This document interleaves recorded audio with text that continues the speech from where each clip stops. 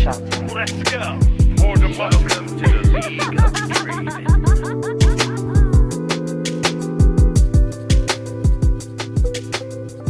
Hello and welcome to episode 395 of the LeagueCast podcast. I'm your host, back once more, Nick the King Cooper, and joining me is Aiden Frost Rockards. Heyo. And Colton Blue Basket Sweat. Heyo. The gang's here, boys. The gang is all The here. boys gang. are back in town, as the children do proclaim. Hey, this week we've got a tiny bit of Rising news, mostly because we're recording on a Wednesday night, which is kind of weird for us. But What night is our it? schedules... It's Monday night because it's not Wednesday. True. As you can tell, it's been quite a long day for me, and I'm sure that'll happen for the next approximately 2 hours. Yeah, we got a little tiny bit of Rising news. We won't be quite covering the patch. That'll probably be on next week's episode. We do have a tiny little Riot thing, some 5-star reviews. Do we have a Metakaiser? Yeah, we're going to do it on Malphite. We do. We haven't talked about that one yet? So Colton and I last week talked about jungle in general, and then I briefly mentioned that AP Malphite jungle is really good, and we had so many fucking listeners like DMing us or like posting in our general chat about like how they've like played it, and it was really, really good for them. So I'm like, fuck it, let's actually do it, because I've never had this good a response for like people playing shit, something that we talked about. I mean, it's having good. witnessed it, it's good. Yeah. So a roundtable question, a new roundtable question. Cheese pick, some LCS news, and we're going to round it out with your emails. Aiden, how was your week? My week was really good. I played a little bit more League. I got tilted by the end of my time playing League. Just lost too many series on my Smurf. I'm trying to get my Smurf to D3, and I failed 6 series so far. I've left a couple games on my Smurf at this point now, just from like tilt. Like I got in another series game where, what's it called? My bottom lane played, so what they played? They played some garbage, some like double like not bottom lane characters, then didn't leash our jungler, and then our mid lane joined the game but like didn't buy items, so he just AFK'd, so we couldn't remake. There's just shit like that where it's it's just garbage. The game's garbage when stuff like that happens.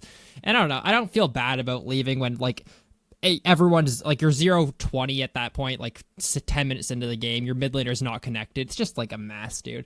So I don't know. That's how my last couple games have gone. Other than that, it's been like a lot of fun. I still think Poppy is currently my favorite character in the game to play. We played in a little tournament where we smashed a game, then got smashed a game. But I always like playing in tournaments. It's always fun to hang out with the bros. That's the main, like, I think, enjoyment of it. Yeah, same. I agree. I only do it for $5, and we didn't win that, so I'm mad. Yeah, I'm angry. No, that was fun. And I guess non-league stuff, I finished Super Monkey Ball 2 that I was playing Nice. through. I was streaming in our like general chat and stuff on our Discord. So if you ever want to watch more me playing GameCube games, join our Discord. Monkey Ball's so fun, but so hard. I tweeted about it, but I'm like, no child could beat this game. Like, when I was a child, like, there's 10 worlds, and I would always get to, like, the water world, which is, like, world 4 in the game, and I'd be stuck. World 9 is actually, like, makes you want to cry difficult. Like, the game is so fucking hard.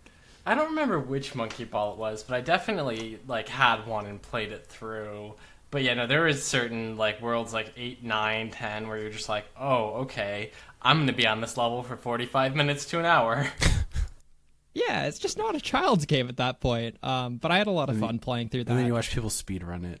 Yeah, and they do like if you ever look up any level, so I'm like, oh, there's a couple levels where I'm like, I just can't beat this. I don't understand how to do this level. So I'd look it up, and it's like, oh, every single video is just a speedrunning tip where you just run into like 8 walls at the perfect angle, like pause buffer, and like hit the goal 4 seconds into level, and I'm like, no, that's not what I wanted. That's not. Yeah, right. Where you look up other people doing it, and none of them are doing like the actual mechanic that the game is trying to get you to do, where you're like weaving in and out or like timing. It's just like, oh yeah, just get hit by this event, bounce off the wall, do a flip, and then you just land in the goal. Yeah, so that was like a little bit wild. But other than that, I went to Toronto yesterday to see Makoto Shinkai's new film. He made Your Name in 2016. I saw Weathering with You, and it was fucking awesome. He was also there, which is cool. I didn't expect him to actually be at the like premiere at the Toronto Film Festival. So he did like a Q&A after, and that film was absolutely amazing. It's hard to like not compare it to Your Name, because Your Name's probably one of the best anime movies of all time. But I guess like the best review I could give it is that its only downfall is that it's like the thing that came after Your Name as like a movie. Like that's the only downside. Wow, is like super impressive. Yeah, it's fucking awesome. I'd really recommend once it like comes out in like 2020, like on DVD or like streaming services. I'd really recommend seeing it. It's really solid. Oh, and other anime news, because I am a fucking weeb, dude. So we had like a bunch of people recommend, because I was like debating watching Naruto, right? And a bunch of people were like, "Yeah, you should watch it." And then a bunch of people said, if you watch it, you should watch Naruto Kai, which this guy went back through all of Naruto and Shippuden and recut all the episodes to like exclude filler, to like exclude like random like cutbacks and flashbacks that don't really add to the story and stuff. And like they're done in hour-and-a-half chunks. And there's 72 episodes like for all of it. And I'm fucking binging that right now. I'm like 8 episodes into it, and it is fucking awesome, dude. Naruto is awesome. I hate that I'm saying that. Fuck. But so, where is that available then? It's like Naruto on like if you search in Naruto Kai, it'll take you to like a subreddit, and this guy like completely did it. You have to like download the episodes on like Mega. What's the Mega sharing site? Oh, like Mega.nz. Yeah, that one. And it's worth it, man. It's fucking so well cut together. And I'm also really enjoying it because I've never seen it before. I'm like, that's the equivalent of being like 40 episodes in right now. So I'm actually making some progress. Yeah, I mean, without getting too spoilery, it's such a cool idea. In my opinions, the growth of the characters are a little lacking. Yeah, so Sakura's still a bitch. Way to put it. And I think she's always going to be a bitch. So far, her best moment in the show is her just getting her head. When she like tries to defend Sasuke and Naruto in like the forest area during like the Chunin exams, and she just bites the one guy, and she's just getting fucking pounded in the face for like a full minute. That's so far her best moment. Top tier character arc.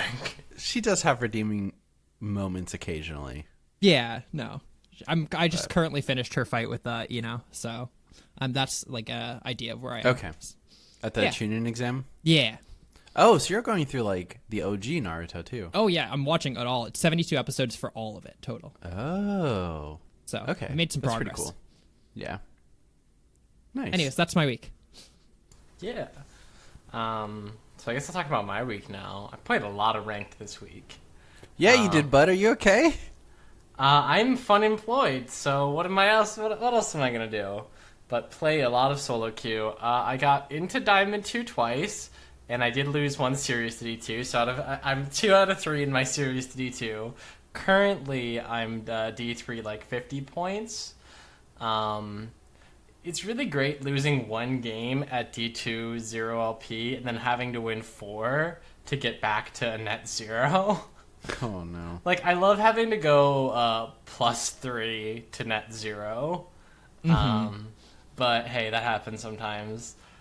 Anyway, though, I've been playing a lot of support recently, like a lot of Alistar and Nautilus. I didn't really ever play Nautilus support. I've been playing it like today and yesterday. It's pretty fun, especially with Kaisa. It's just like a free lane. Colton, have you played Nautilus into Pike yet? No. That is my favorite lane in the game currently, because you know how every single Pike... I feel like whenever I'm playing against a Pike, I'm always pushed in. And those Pikes, every single Pike player I've ever played against in my entire life tries to go for a cheesy hook where they like hook you out of tower range a little bit so the AD carry can get like a couple autos. Every single time I've played Nautilus into Pike, a Pike's gone for that, and you just Q them. You Q them into tower range, stun them, and they die. I fucking got 1 kill every single time I've played that match. Huh. It's funny, yeah. Like, and his Q is the easiest thing in the fucking world to hit. Yeah. Like, it's so big, the range is so long, like, you just don't miss that ability, so I've been having some fun with that. Again, yeah, so currently I think down ELO from the last time we recorded, but I'm sure that'll fluctuate a lot between now and then. Yeah. Besides that, I've been rewatching Gurren Lagann, and I'm almost done with rewatching that. Good show. I like that show. But yeah, I'm trying to think what else I did. I went to a League of Legends club meetup at UT Dallas, and I met one of our listeners, Guitar Guru. Shout out. Nice. Was he cool? Yeah, he was pretty chill. He showed me around the school a little bit. He talked about the club, and we just kind of hung out while people were playing League in a computer lab, but they ran out of computers, so we're just kind of hanging out. But yeah, that's pretty well my week. I don't think I did a whole lot other than that. So I guess I'll hand it over to you, Nicholas. How's your week? Are you not sick anymore? My 2 weeks. Yeah, I'm not sick. I thought I was going to die for a little bit. I kind of wanted to die for a little bit. I think more than most other ailments in the world, being congested is that for me, I guess, the worst. I feel awful when I'm congested at all. So that happened, and it was not great. But I'm good now. I feel a lot better. I'm stronger because it didn't kill me, So otherwise, it is how it works. Yeah, I've become stronger, back from the brink of death, like a Saiyan. That's why I repeatedly stab myself every morning to improve my strength. Eventually, you just become immune to the stabbing. Otherwise, work and school has been super busy. I spent a lot of time not at my house this weekend, which is kind of weird. But the little bit that I was here, I played a lot of ARAMs. A lot of ARAMs. Mm-hmm. And one of those ARAM little binges, I think we went 3-6. And it was rough. I think we lost our first 7 games. So that was fun. It was a good time. Yeah, we played in the tournament. I've discovered that I'm not very good at League of Legends, I think. So, but it's fun. It's always fun playing with the boys, having a good time. Mm-hmm. And yeah, that's pretty much it. Glad to be back, reclaiming my rightful spot. I think I was a better host. Although Aiden did a great job last week. I think you're a good host. Very cool. I did listen to a little bit of the show up to the jungle discussion, and then reading the live chat. People were very excited that I wasn't there. So it was pretty funny. Hold on, let me read it really quick. It's let's call him out real quick. Mountain Drew, no Nick today.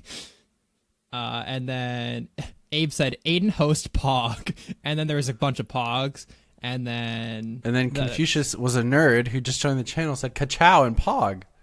All right, very cool. And had a T-posing Carl from Jimmy Neutron. I love our live chat community. So cool. They're a tight knit group. Yeah, it's pretty fun.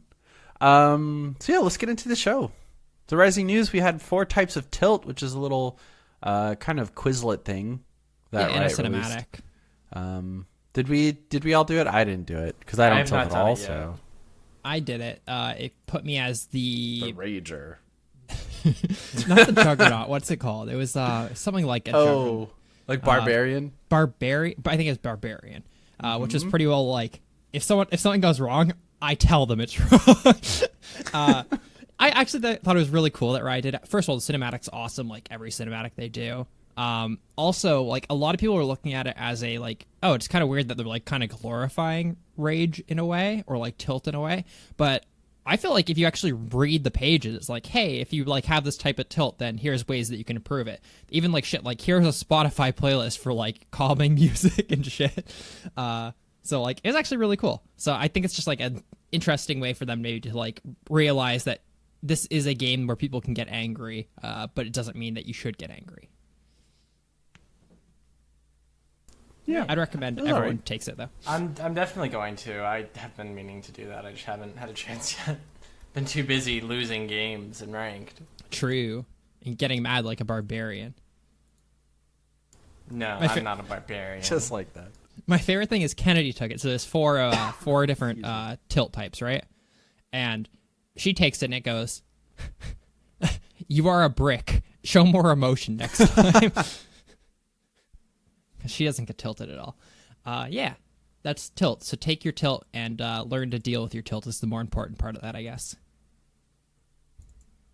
So Pog. moving on from that, we got some 5-starries. 1 second, though, because I want to announce another bit of news. This is episode 395, meaning we are 5 episodes away from 400.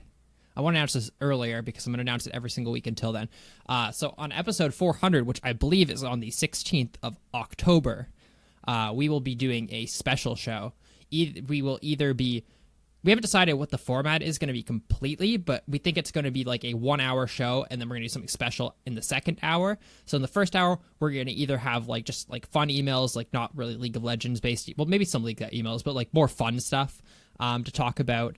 Or we're just going to do like the news and not do emails that week to keep the show shorter, because after the show, I'm putting on a live game of Jeopardy between some people. We're going to have Team League Cast, and then we might have 1 or 2 other teams, depending on how that shakes out. So that's going to be on October 16th at around 7 p.m. EST for the show, 8 p.m. EST for the game of Jeopardy. I think it'll be a lot of fun. Make sure you come out. It'll be cool. Yeah. I'm going to announce that every week, though. Yeah, I think that's a good idea. I think, hey, follow-up announcement, like Aiden said, if we do decide to do emails that week, we are only going to be doing like kind of fun emails, not more like serious, like, hey, how can I get better at League of Legends or something like that, because we're going to be a little lighthearted that week, I think. Yeah, you can still send them in, but we'll probably just put them off until the next week. And just don't ask us like who we want to sleep with, because I'm sure we've talked about that in the show already. Yeah, the answer's Aiden. Yeah. No, I meant league champions, but... Oh. Awkward. Yeah, the answer's Tom Kench. True. The answer's Aiden. That's All telling, right, dude. let's go into the 5-stories section. Yeah, so our first review I'll read is from Find Junk. And it's 5-star review. It says, Oyo boy. And he says, strap up. This one's pretty sticky. Listen, if you got the grit to tough it out, if you enjoy League, check out this podcast. Or better yet, just give it 5 stars and be on your way. Win out of win, probably. Thank you. Find Junk. Do you think he thinks that we're junk and that he found us? I think so. Well, the thing is, like, I like the wording, if you have the grit to tough it out. Oh, sorry, you got to slog through us. You gotta slog through our weeks to get to the show. Yeah. You remember when we did that episode where we talked about WoW for an hour? Yeah. Perfect. And then we stopped doing that. Yeah, because we got All a right. lot of responses that we're not happy. Why the fuck do you guys not talk about League of Legends? Yeah. Cool. Nice. And We our got the next second... one? Yeah, cool. I wasn't sure if Aiden, you want to do it or should I? You can read it. Okay. This is from Davidson41, titled "You Guys Deserve Some Starries." He says, "First and only podcast I listen to. Most sound like such a business model, but you guys really are a group of friends hanging out. They do an amazing job on the actual stat buffs and nerfs and explaining why things are happening or not happening for a better understanding of the game. Keep up the good work. Clutch 675. By the way, I found a place to rate you, lol." True. Cool. Thank you guys for your reviews. You can send in reviews to rate us on iTunes, Stitcher, any of your preferred podcasting platforms. Sometimes it's hard to find them, so sometimes you have to go search if you want to really give us those 5 stars. We appreciate it, though. Thank you. Joke's on you, Davidson. We actually hate each other, and this is purely a business decision. It's the only reason we're here. Fun. Yeah. So, do you guys Malphite. want to talk about Malphite? Hell yeah. I was like so amazed though, Nick. Like, we got like, I want to say upwards of like 10 people who like were like posting screenshots of like, hey, I played a game. Shit's actually really good. Even fucking what the hey on our Discord, who's probably our highest member on our Discord, he posted a game. I think he played in ranked where he played just AP Malphite and he just smashed the game. He's like, yeah, shit's pretty good. So like that was just like a brief little discussion we had last week, but I think it's actually insane right now. Okay, so why don't you tell us why it's insane? What makes it so good? While I pull up his ability list. So, main thing is that Malphite is a brain dead character compared to every other character of the game. Colton and I also talked last week that kind of any jungler can be played, even though Raptors and Krug are like give you the most golden XP right now. So that in theory you want to play AoE junglers. Like you can play anything though. You can play 80 carries jungle, you can play tanks jungle, you can play carries jungle, etc.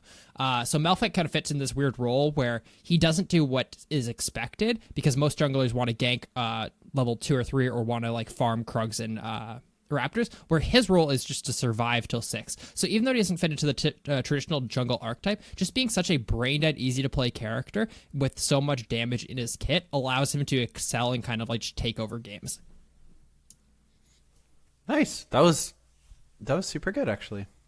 I think that's a lot better than most of our content usually is. Hey, passively, Malphite shields himself for 10% of his max health. The shield lasts until it's broken, and it refreshes if he has not taken damage in the last few seconds. It scales with his size scales with his max armor, which I did not realize. Yeah, and that's it. I forgot that his other part is attached to another ability. Yeah. His Q is Seismic Shard. He sends a rock rolling to the target enemy, dealing magic damage, slowing them, and stealing their move speed, equal to the raw amount the target lost. His W is Thunderclap. Passively, he gains bonus armor, which is tripled when his passive is active. So a lot of armor when his passive is up.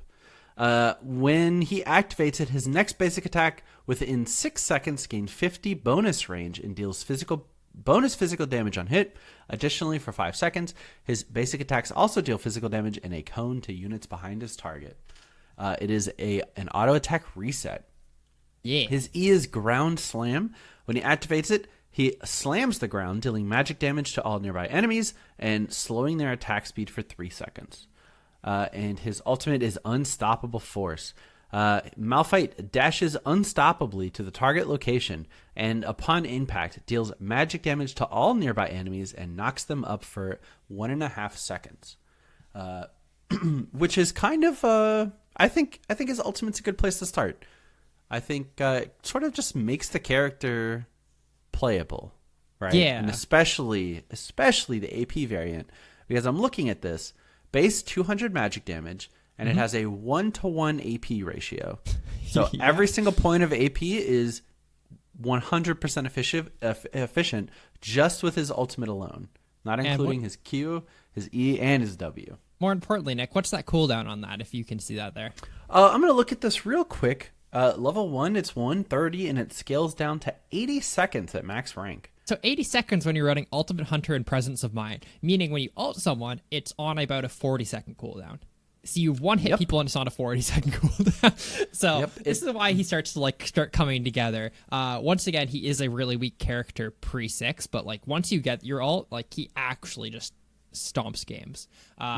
So if we went into Summoners, obviously you're jungling, you go Flash, Smite. If you take anything else, you're trolling. I actually don't think anything is viable at all. 0%. No, I don't think so. The only one you could switch out, period, is Flash. But Flash Malphite ult is such a strong tool that it's just better than any other summoner spell in every situation, I think.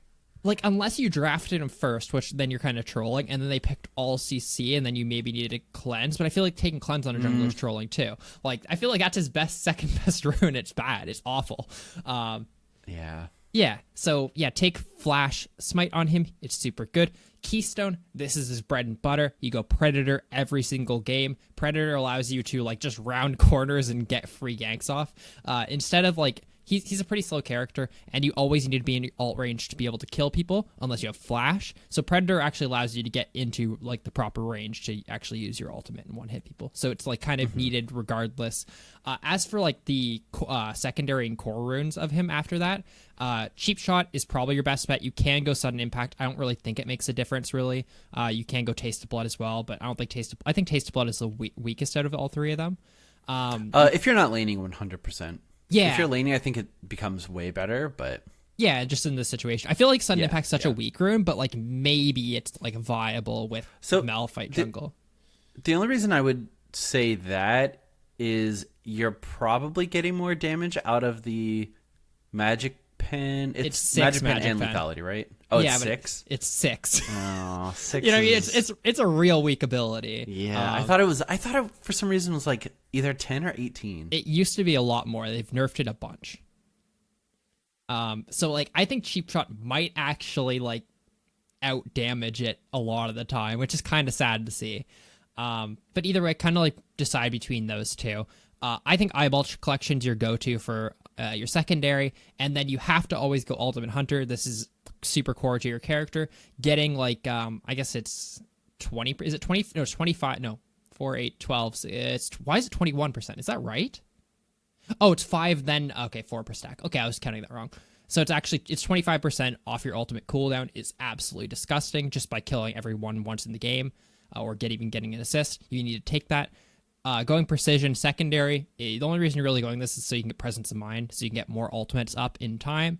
And then you go coup de grace because the rest of them are pretty bad. I guess there's a world in which you can go tenacity. Maybe instead, like if you needed the cleanse, you go tenacity. Yeah, but like you're going full AP, so like at that point you're gonna have to start building tank items for that to be efficient. Because if you get CC'd at all, yeah, you're gonna reduce it, but you're gonna still get blown up. The whole point is that you ult in before they do anything to you. Do you think there's an argument for Alacrity to help your jungle clear and for the synergy with your W? It takes so long to proc though and like get efficient, right? That's the only downside of it. I would like to test it out at least. I just think coup de grace is like pretty cool because you jump in, you ult someone, you immediately get like a ton of health back, which is cool. Sorry, not health back. Sorry, you Triumph? do more. Yeah, I was thinking okay, Triumph, but I meant to say Gotcha. coup de grace, which is the damage to lower health targets, right? So like it guarantees you get them low with your ultimate, and then do extra damage with your other abilities. Yeah, It you're just helps queuing guarantee that 8% more is gross. Just get guarantees that your one combo is going to be enough to kill that one person, and then that's really the whole point of the pick. Nice. And then actually- for the little stat ones. So whenever we play, Trevor goes like double adaptive than armor. I don't know if attack speed or adaptive is better for there. I would think attack speed's better. I think you go attack speed, adaptive armor. Just because that first clear, it's going to be significantly better. And as great as 9 AP is, like, 9 AP is not going to be the difference between you 100 to zeroing someone or not. Mm-hmm. I'd say definitely take the attack speed on any jungler. I think so as well. Yeah, I think your attack speed or your jungle runes for that are pretty locked into like adaptive attack speed armor. Mm-hmm. That's fair. As for your actual abilities, you start W. There is a world where you can start Q, but like it just doesn't do nearly as much damage as your W does overall. Also, your W increases your armor for like the first like little bit of your shield, which is cool. So you take a little bit less damage, especially if you get like a really good leash, which is nice. So you go W, E, Q, and then you max your Q, max your E, max your W. It's pretty straightforward. I asked this earlier. Do you think there's a world in which you put 2 points in E for your jungle clear? I think E is really good, but the problem is that you kind of need your 3 points. You need damage for your level 6 gank, right? Because you almost do zero ganking unless it's like a counter gank pre-6. So when you actually hit 6, you need to make it work. So therefore, you actually need points in your queue. And I don't see a world where you can't put the 3 points in your queue and get away with it for like level 6 ganks. Is the problem? That's true. You do lose 15 damage overall to one target, and the cooldown doesn't decrease for putting points into your E. I guess I didn't even think about that. I felt like every character's cooldowns decrease with points. A lot of them do, but yeah. I just think your Q is just so like core to your character, I guess, is the problem. So you really need to make those level 6 ganks count. Obviously, take your ult whenever you can. That's your core. As for your build, this one his build's actually super diverse for the most part. Yeah, which is weird. It's really weird. You always start Talisman because you need to be able to clear those multi creep camps like pretty efficiently. You always go into Stalkers, into what's the Luden's item? Runic Echoes is Runic the jungle Echoes. first. Yeah, Runic Echoes is super core on him. Also, remember, never build Ludens when you have Runic. They do the exact same thing, just inefficient. Don't waste your gold. Trevor did that a couple times, where I'm like, hey, monkey, stop doing that. And then this is where you kind of diversify. You almost always go Sork Boots unless you need Merc Treads to like actually survive, sort of thing. But after that, like you can go tons of different items. If your first couple ganks pop off, you always buy a Dark Seal because you just one hit people. If you can keep one hitting people on cooldown, you're gonna get Dark Seal stacks like so safely, right? You just one hit someone and get out. and then come back when your ult's up, right? And then you turn that to Magi's if you get to 10 stacks. That's always the rule. If you ever hit 10 seconds of Dark Seal, upgrade it. It's always worth it because you get the movement speed at 10 stacks, right? I believe it. I think so. Cool. It's 10 or 15. Yeah, and then you can build kind of like anything AP wise after that. There is room to build like pseudo tank items like Zonia's. I don't know. I don't like building tank items on them, but like Zonia's and stuff like that. I think Zonia's is the only one, honestly, and only because you have armor scaling, so you kind of double dip a little bit. But it really depends on how well you're doing in the game, though. Like if you're smashing, you have like a Dark Seal that's starting to stack. You can build hat fucking third item if you want at that point. Like the character just scales so hard. Like with AP, as we mentioned, it's a 1-to-1 on your ultimate. So building hat's actually like good. If you're not doing so hot with that, maybe you have to build either Spooky Ghosts. Sorry, I should not call it Spooky Ghost because there's people who don't know what it is. Twin Shadows. Even if you type in Spooky Ghost, that pops up because like that was the meme name for it forever. So it's not like it's not like we made that up. But so you either build Twin Shadows or recently when we've been playing, Trevor's been building Shurelias, which I think is pretty good. Those are just like kind of pseudo items to like if your Predator's on cooldown, you can use these as another way to actually get in. Because that's your main problem like later in the game is that everyone kind of plays around your ult range, so you need like another tool to actually get in that range to use your ultimate. So I was going to say, I think Shurelias and even Hextech Proto Belt would be pretty great. And I want to workshop this a little bit and then try it, because I think you might be able to get away with taking Ingenious Hunter instead of Ultimate Hunter, since you're getting the kill with Coup de Grace reset, and that way your Predator, your Shurelias, and your Protobelt will be up a lot faster, which let you close easier, right? You can Shurelias and ulti Protobelt, and that does a lot of bonus damage for a single item if you actually are right on top of them and hit them with every bolt. Plus, the components are really good out of a Kindle Gem and that Hextech gun, whatever it's called. Hextech Revolver, yeah, just because that first auto attack for like an extra 60 or whatever damage is really strong. I want to try it both ways, because like it is ridiculous how low of a cooldown you can get with Ultimate Hunter, but I think not taking Ingenious Hunter when you're running Predator is typically not the best. I want to try it out both ways, is all I'll say, because I haven't really played it, but I think that's definitely a consideration, especially if you are thinking about going like a Protobelt Shurelias build. Yeah, like there's a world where you take just Ingenious Hunter and then that gives you 49% CDR on your active items. That's gross. Like for boot, like what's the boot cooldown? The Predator cooldown. Do you know? I think it scales down to 150. Scales down to where's I see the damage? Or sorry, not the damage. Yeah, the damage. Where's the cooldown of it? I'm not seeing it. Oh, right there. 100 seconds. It scales down to 100. 100. Okay. So it scales down to 50 instead. That's gross, right? Right, if it matches up with your ultimate, a lot more in line. Yeah, right. When you're like level 16 and you're getting kills and have CDR, that 50-second cooldown versus 100, right? Having your ulti on a 40-second cooldown, I think isn't as good as having Predator and your ulti on a 50-second cooldown. I think there's also merit to say that at the higher elo you get, that's better. If that makes sense. I think at lower elos, just straight up having your ability up more often might be more efficient, right? Like people don't expect. Yeah, because like they'll be near you and you can just hit it. You won't need to get it off as often.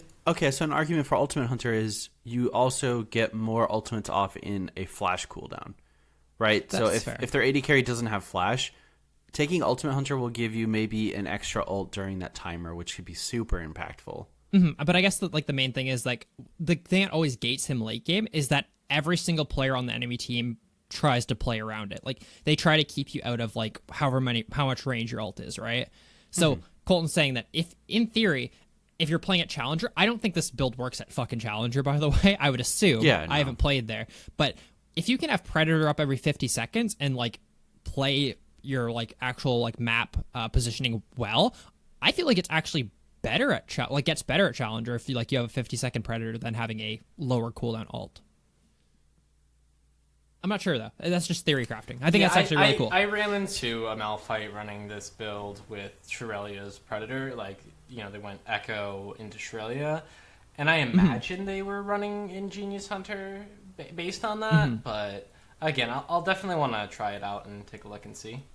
Yeah, that's super cool. I wouldn't have thought of that. Yeah, so Well, you can nice. the gist of it is you can kind of build like anything after there, depending on how well you're doing. Obviously, maybe you even need to pick up a Banshees if like they're shutting you down with like Ash Alts or something from like a range. Just figure out what AP items you want to like build as the game progresses, I guess would be the way I'd put it. Sweet. Is there anything else we want to mention? I guess It's pretty just like straightforward.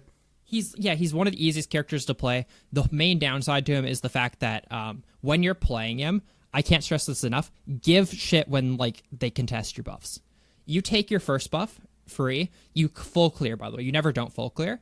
If they want to take your buff on the other side of the map, you give them your buff on the other side of the map. Your character doesn't do anything, and forcing your teammates into 2v2s and 3v3s is only going to end very poorly for you until level 6. So like honestly, just give shit. Take like if you see them in like if you can get a ward on your other buff and you see their jungler go from one buff to your buff, go take their buff instead. If there's contesting Scuttle, don't fight for Scuttle unless you can just get a smite off on it. But just don't contest shit until 6. That's not what your character does. Your character just smashes the game at 6. Yeah, just let us know how it goes. Like a lot of people were telling us that it worked out well for them, so I hope that you can all gain some ELO with this. What's our favorite Malphite skin? I love the ship. What's it love called? it. Is Oh, it the ship. Bilgewater? Okay. It is Ironside. Ironside Malphite. I thought you were going to say Shamrock. No, I use Shamrock a little bit on ARAM though. I also like the Frosty one because like his arm looks like a Yo, Jode. You can say that. if you look up Edward Penis Hands, it looks like his arms. Yeah. Yeah. Yeah, I like Mecha Malphite. I like the sound of Odyssey LP in that one. Malphite. I've not seen Odyssey Malphite in the game. I'm looking at it right now, and it just doesn't even look like Malphite. Like it looks like him, but it looks like it's just a different character. Yeah, it's because Like, he's I would got like expect- hair. Right? Yeah, no, I would expect to see this in like Hellboy or something. Yeah. Do you know in some of the Hellboy action scenes, his arm, the arm, which his like special arm is, switches from like left to right? Huh. Yeah, like super shoddy like editing work. Huh. Very cool. Welcome to fucking IMDb cast. True. Oh Yeah. boy. That's Malphite. Pick him up. He's Malphite. actually really easy to play, and I think he's actually super good right now. Roundtable. Last week's roundtable question. Nick, you can answer this one. Who do you think is currently the most sleeper OP character in League of Legends? Sleeper OP being someone who's strong but is super underplayed right now. That's kind of tough. You want me to read out the answers while you think of one? Yeah. I From our have Facebook- another addition to this that I've seen a lot this week, and I just don't think a lot of people are really aware of her playing. I think Ashe is so fucking strong right now. Really? I think she's crazy good. Do you think it's For because solo of the queue Trinity Force especially. build? Not necessarily. I think just the biggest thing is that she's super safe. She's got good poke and lane. And, like, right, the thing that's always been good about the Ashe is that she can engage and that her ultimate's nutty. I played a bunch of games of Alistar Ashe with someone I was playing online late the other night. And I think we won 7 games in a row with Alistar Wow. Ashe. Like, there's just, like, nothing you can do. Like, you just ult, and then Alistar goes in. It's like, you can't get on Ashe because she just W's and walks away. And if you even get close, Alistar can just bop you out of the way. So I've also seen a lot of other people playing Ashe, both Comet, like, Trinity Force build, as well as, like, the more standard, Essence Reaver crit with lethal tempo. And I just think she's really strong right now. Yeah, I think she's good as well. From our Facebook, Kenny said, Malzahar, consistent win rate above 50% without being touched in a patch for what feels like a season and a half.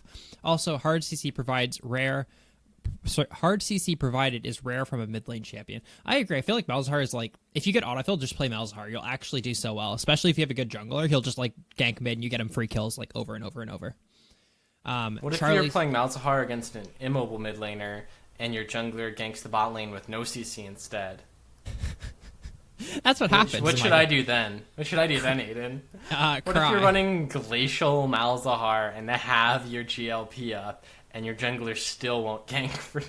I actually think Mal's is super good at ganking too, though, because he can just push the lane for free with Voidlings, and then he can, like, his roams are also gross. You kind of need flash for his roams though, because he kind of just like waddles slowly into lane. But they're free once kill you have if you like get it. Spooky Ghost, once you have Twin Shadows or your GLP though, if you're running Glacial Malzahar, which I think is pretty strong, I don't know, like I'd say Ares probably the other choice, but once you have one of those, it's a lot easier to get those ganks off because it's like you're just gonna pop your Twin Shadows, and even if they know you're coming, like, what can they do about it?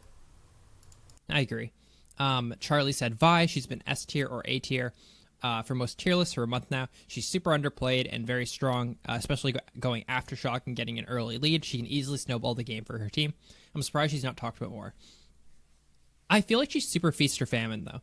I either see her like hard carrying games or kind of like just not doing a lot. Yeah. Like she goes 10-1 or 1-10. And I think it's a lot because of Aftershock, like you mentioned, though. I feel like she can just build this, like, super, like, bruiser damage build where she just, like, fucks anyone she wants up, and then she just doesn't take damage because of Aftershock. Or she doesn't get to build much damage, and then she just is, like, a kind of shit tank in a way. Yeah, she's cool. Brian said Echo, but only if the team plays well around him. Even higher ELO, they don't tend to play around Echo spikes, but he's probably the best team-based assassin. I think he's in a really good place. They were planning on buffing him this upcoming patch, and I know a bunch of Echo mains were saying that they don't want him buffed. Like, he doesn't need buffs, because they think he's in a good place. But yeah, he's definitely underplayed for sure. He's one of those characters where I think he might be top tier, but only if like you're an Echo main sort of thing. I played against an Echo jungle today that just absolutely popped off. And, like, he was constantly diving mid and bot while our Rek'Sai did nothing. That's another thing entirely, but, like, we were constantly getting 4-man dove by the Echo and the mid laner, and there's literally nothing we can do because his W is the entire turret range. Yeah. Mm-hmm. They were planning on buffing the stun duration on that, which I don't think is, like, the biggest buff because it's kind of a skill-based ability, but holy shit, that ability is gross when it hits. Yeah. Robbie said, Maokai, he's literally been invisible to every tier listing, yet if you know how to stand there and just give out CC and a lowish ELO, you're set. I think he's definitely like a good lower ELO character. I think he kind of like, doesn't do enough for higher ELO, though. Well, like, yeah, I think he's a decent, like, low ELO character, but the issues, like, is that tanks kind of suck ass in low ELO. And especially when, like, Maokai, where your gameplay is flash W onto the carry and hold them down for, 3 seconds, that's going to be the time it takes for your team to follow up. And at that time, you've been sitting in there, like, the enemy team the entire time getting killed. Mm-hmm. That's fair. So I don't think he's good enough high ELO. No, I mean, I don't think so either. He has such a weak laning phase and zero, like, ability to go anywhere else. I think maybe Maokai support could be something, but he's like, it's weird when he's a support though. He's like a gimmicky like sapling character though, which I hate. I just even mean like I feel like he would be a decent, just normal support, like a tank support. Mm-hmm. Yeah, right. He has the tools that make a support good, where it's just like baseline tanky, lot of CC. Mm-hmm. Right, like he works very similar to like an Alistar, Nautilus, like a Leona, etc. Leona, where it's just like he's pretty tanky. He's got a lot of CC. Pretty hard to move him out of lane. Mm-hmm. Cool. Last from Facebook, Jake said, "I think I'm late on this, but fuck me, Xayah in the right hands is a terror." I also want to mention that Chris, like on our Facebook page, wrote like a super long comment about Yuumi, Udyr, and Quinn. It was like actually a super good read, but it's a little bit late for a podcast that we're recording at like 10 o'clock at night. Yeah, but as for the Xayah one, I feel like people think she's high tier, but like everyone's distracted by the fact that Ezreal and Kai'Sa are just so gross right now, and Ashe, that she's kind of going under the radar. I've seen a lot of like Xayah play though professionally. She's super strong. Yeah, she's great. From our Discord, bestmate AU said, Dr. Mundo, with the recent buffs, he's very hard to kill without playing a champion with grievous wounds. Otherwise, forces enemy AD carried by executioners calling early, putting them behind on their planned build. I think Mundo's only problem is that if he's not first pickable, because if you first pick him, the enemy team picks, like, Snap picks Clyde and you lose the game. Like, not lane, just the game. So that's the problem with him, I think. Broken Banjo said AP Cho can one-shot most champions, especially with the meta being as it is. By the 20-minute mark, my R does about 600 true damage, and with the new update where it shows execution's level, it's easy kills. I think Cho's actually slept on a little bit right now, though. I feel like his E is one of the better abilities in the game. Why does it slow 50%? Why does it slow 50%? Why does it deal max health true damage? Or not true damage, sorry, max health damage. It's crazy. Like, it's a good ability. Super good. Monkey Dick said, Shyvana, she has a pretty rough early game, but not many people realize this and don't abuse it, allowing you to pop off mid to late game. Also, currently has the most flexible playstyle, being good AD, AP, and hybrid, and a great dragon control and wave neutral camp clear. I think, yeah, her main pro though is that you can build like AD or AP or like a tank build. I feel like that's her main thing. Like the actual like AP poke build with your E is super good. When you lock in Shyvana and champion select, they don't know. Yeah. And they can't plan. Yeah. The only issue is if she's losing, she has no passive. That's very true. Yeah. Bush said Tark has been the best champion in the game since Season 4. This is when they reworked him to scale with armor instead of mana. He has everything you need: is stun, auras, rest in peace auras, and the most base armor in the game. He was a fantastic support, but even better top if you had the skill. Now with his rework, he's even better. His stun is easier to land now, and it's a seal shot. His passive makes him a brawling, mold-breaking enchanter and gives his ult a ton of skill, expression, opportunity. He's constantly been beat at S tier since forever. On Twisted Treeline, he has 63% win rate. I don't know if it's a stigma of playing enchanter or playing a champion with an alternate lifestyle, but no one plays him. Gems are outrageous. They are truly, truly outrageous. As for the Twisted Treeline thing, that's because AD carry comps are OP in that. And he's like the best support for AD carry comps. But I agree that he's really good. I think that the problem is he has one of the hardest to use ultimates in the game, in my opinion. Mm-hmm. I played with a Tark main a couple days ago, and he hit 0 ultimates that game. Like, he's obviously having a bad game, but if you're a Tark main and you can't hit ultimates, like, there's a problem with, like, this level of skill of that ultimate, I think. Mm-hmm.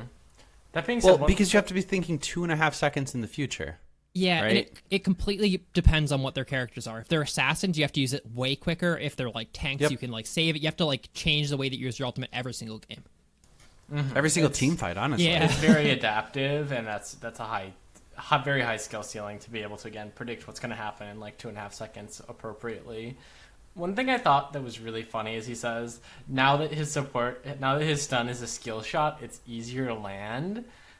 And like, right, so it used to be a point and click stun, but there's a little bit something to that where, right, players, because it's a skill shot, will walk into range of it because, I can dodge it. Mm-hmm.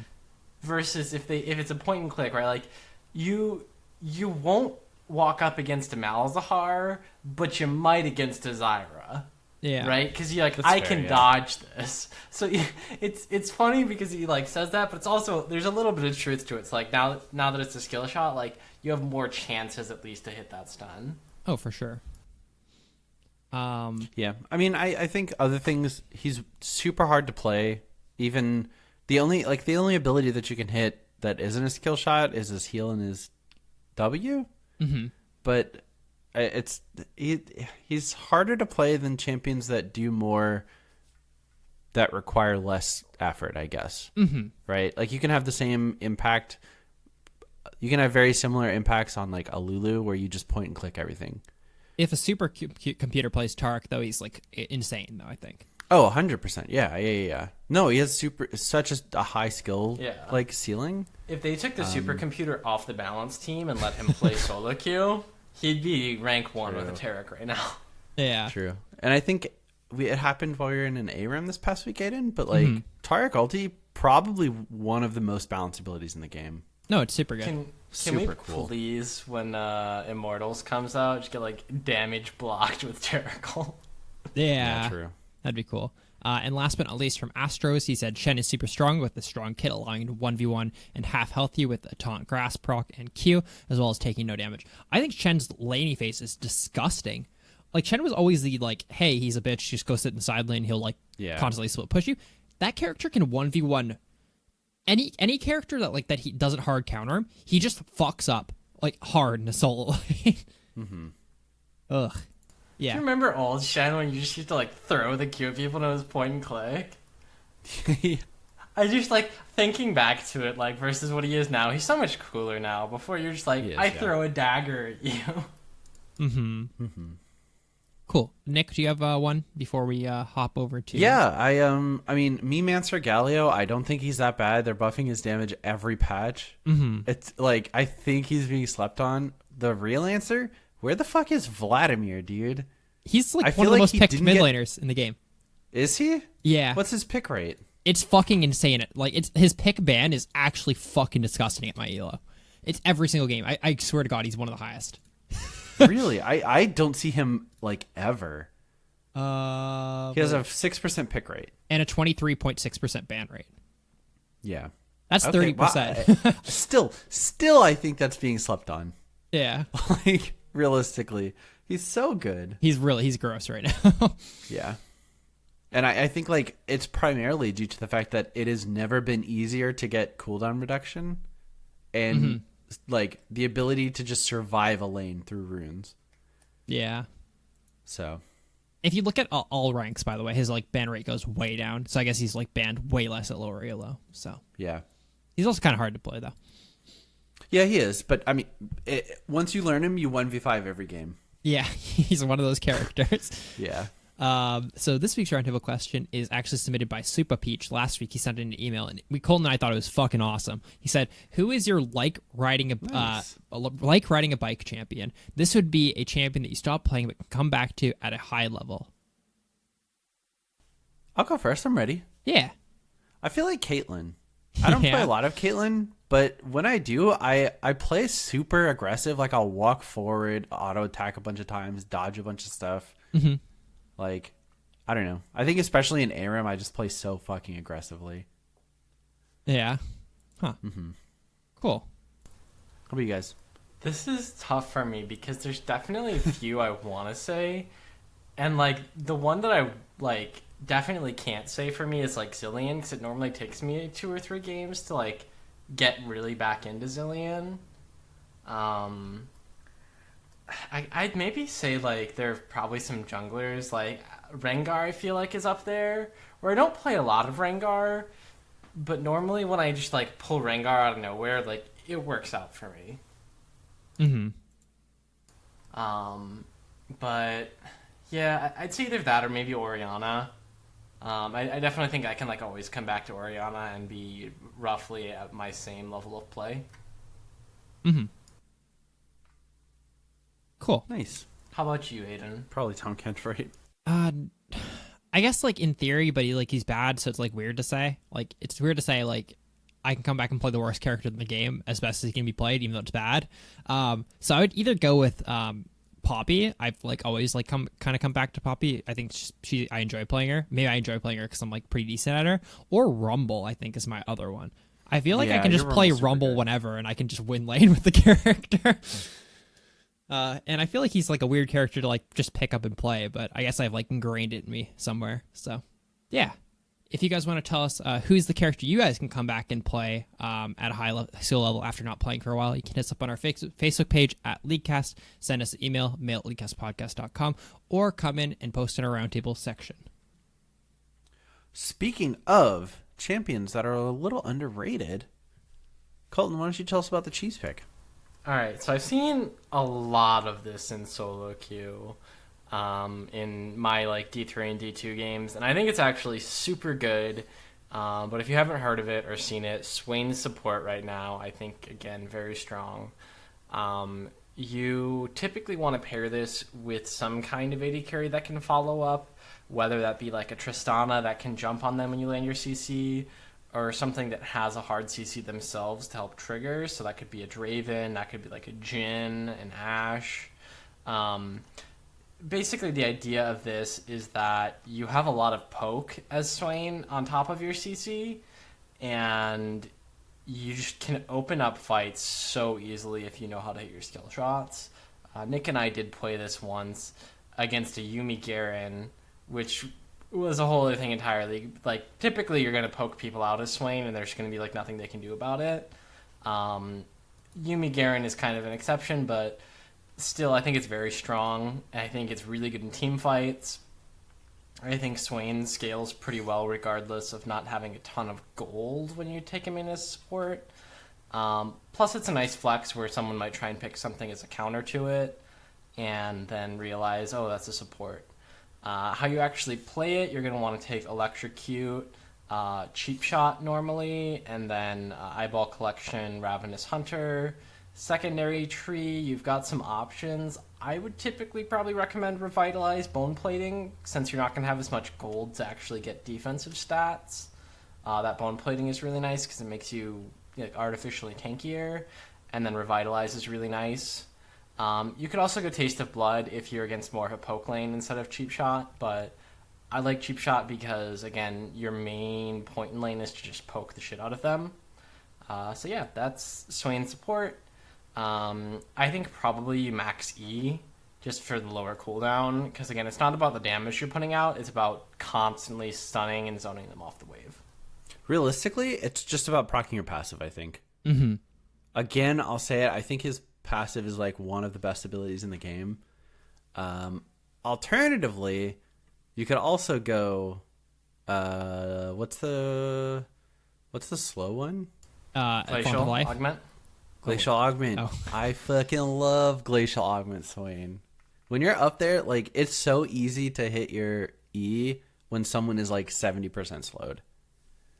Skill shots are easier on slow targets. Yeah, but what I'm saying is, like, he has like one of the most influential like skill shots, not to mention just impact on like CC in general. Mm-hmm. So I'm always gonna say Glacial Augment Swain. I love that. I don't know if it's cheesy. I don't know if it's good. It's fun. Hell yeah. I think that's the worst way to play this, so we'll say Glacial Augment Swain, because cheese picks are supposed to be bad. I will say I think Glacial Augment Swain is better in a solo lane where you do have access to more gold, so you can get the Twin Shadows and GLP earlier. Mm-hmm. However, all you need is those two items before you become a champion, like before you become super oppressive. So maybe like pushing it back a little bit in the support role is fine, but yeah, super cool. I love Swain. He's so cool. Hell yeah. Nice. Let's talk a little about the LCS. So do we want to go through like the leagues in general? Did you guys watch any of the 3 leagues so we can talk about the more interesting ones that we've all seen, or do you guys want to watch much? I watched a tiny bit of LCS and LEC. Same. I did not watch a lot of LCK, but I believe I know the results. I've been catching up. I watched the LEC final series. I watched some LCK. I'm still in the middle of that. Some LCS. Like I've been catching up, but I'm not all the way caught up yet. Let's so I'm do probably just going kind of in order, and we can talk about results. Cool. So LEC, just like to breeze by them, we can maybe like jump back and talk about the games that we found interesting. I think is the best way of doing this. Fnatic 3-0'd SO4, kind of all expected that. And then just in the finals, G2 3-2'd them in another reverse sweep, another heartbreaking reverse sweep. No, I actually think it was 1-1, and then it was less of a reverse sweep, but either way, still it was like Fnatic G2, Fnatic G2, G2. Yeah. So not a reverse sweep, but still like another super fucking close series. What do you guys think about those matches? I really own the Fnatic G2 because SO4 was actually super boring. I think Fnatic G2 might be the most like evenly matched teams that are 1 and 2 of any region. I think if they played 100 best of 5s, 95% of them would go to game 5. I think the one thing that separates them, like the only thing I think, is that, well, first of all, Reckless is a better AD carry than Perks by like a fair bit, in my opinion. But Perks can play fucking mids. Like that final game where he pulls out Syndra and goes like 10-2, fucking Reckless can't pull out Syndra and go 10-2, right? Yeah. And that like flexibility is such a strength of G2 that you can go into a draft. You can go into a draft, ban out exactly who they wanted to pick, and they are still like not even scraping the surface of what they can play. Mm-hmm. Yeah, it's so hard to draft around G2 because it's like, oh, okay, like Champion Ocean applies to them so well, and they have these picks that they flex like 3 to 4 roles. So it's like, oh, okay, yeah, they lock in Syndra, and you pick like a Syndra counter. It's like, oh, that's the AD carry. Oh, they have Pike Syndra bot lane? No. That's a Pike top. You know, all of this just constant flexing. I think G2 in Fnatic is probably one of like, it's hard to say like of all time kind of, but like one of the best rivalries, and I think one of the closest competitive rivalries we have seen and probably ever will. Because like I think all the time, you know, you want to see finals go best of 5 kind of thing, and you want to see close series, and like it's rare that actually happens. And with G2 and Fnatic, we're seeing it, and I love it. I love being able to watch these games and not know who's going to win the series, and actually have some kind of suspense there, and see close games, or at least one-sided games back-to-back alternating teams. Mm-hmm. Yeah. That being said, the entire rest of the LEC playoffs were like pretty one-sided, regardless of the series itself. One team was always just better than the others. Mm-hmm. Well, we talked about the SKT games last week, because when SKT 3-1, I believe, Griffin, to like get first seed. But the actual gauntlet finished up. It was the gauntlet that finished up, where in the first game, it was Kingzone versus Sandbox. That's who it was. Kingzone 3-1 Sandbox. Then Damwon 3-2 Kingzone, which I thought was a super good series. I watched like the last 3 games of it. I'm currently like halfway through the second game of that series. Mm-hmm. Yikes! It was a lot of fun, actually. You've ruined it. You've spoiled it for me, Aiden. Yeah, on our League of Legends talk show. you've spoiled it. I quit. I guess there's not much to talk about. I think just Damwon's like, well, first of all, I love Flame, and he's their sub player, so I'm happy that Flame's going to Worlds in a third region. I think it was the stat now. Did you see that post where Huni and Flame are the first players to go to Worlds in 3 different regions? Sure did. Which is cool as fuck. Yeah. Yeah, Flame's like one of my favorite players. I guess that's like my only bias, but not much to talk about there.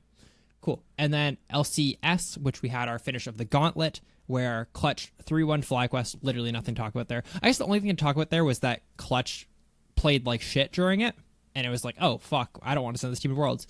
And then they played CLG, and they 3-1 them, and they played TSM, and they 3-2'd them. What do you guys think about those games? I definitely think Clutch is the best team. So I don't feel super bad. I still feel like CLG is a better team than TSM, and that's all that matters to me. I think CLG would have beat TSM as well. I think so too. That CLG set was really sad, though. Like, it was. Yeah. It was. I feel like they tried to cheese out a game or two, and then, honestly, for a lot of CLG games, like it feels like they make one mistake and then they just keep committing to try to fix that a little too much. But I'm super impressed with how Clutch is playing. I think they're going to be super entertaining to watch at Worlds. They just fight all the time. I'm really hyped for this Worlds because I think there's a lot of teams like that, like G2. I think Fnatic and Fnatic, Clutch, G2, like they all fight a lot, and I want to see that. It's one of those things where it's like, yeah, I'd love to see CLG at Worlds and do well, but I think Clutch would perform better 100%. I think their play style just adapts better to international play. I agree. So I think we have the 3 best teams going to Worlds from NA, and that's all you can really ask for. Yeah. How do you think Faker's going to do with Tanner time? With Tanner time, probably not well, dude. I was just kidding. With probably what? Dick him. Holy shit. It's that DeMonte's name is Tanner, so Tanner whenever he does time? well, it's Tanner time. Oh, okay. I was not aware of that. Did you happen to see the Q&A of Avali and Tanner time? Yeah, I did. Where he said that was from my boy Acadian. Yeah. Yikes, dude. Yikes. Also, my other favorite meme about this is that, so Cody Sun's going back to Worlds, right? Super awesome. Ricara's getting playtime. You see that Clutch Gaming has Ricara on their like second roster?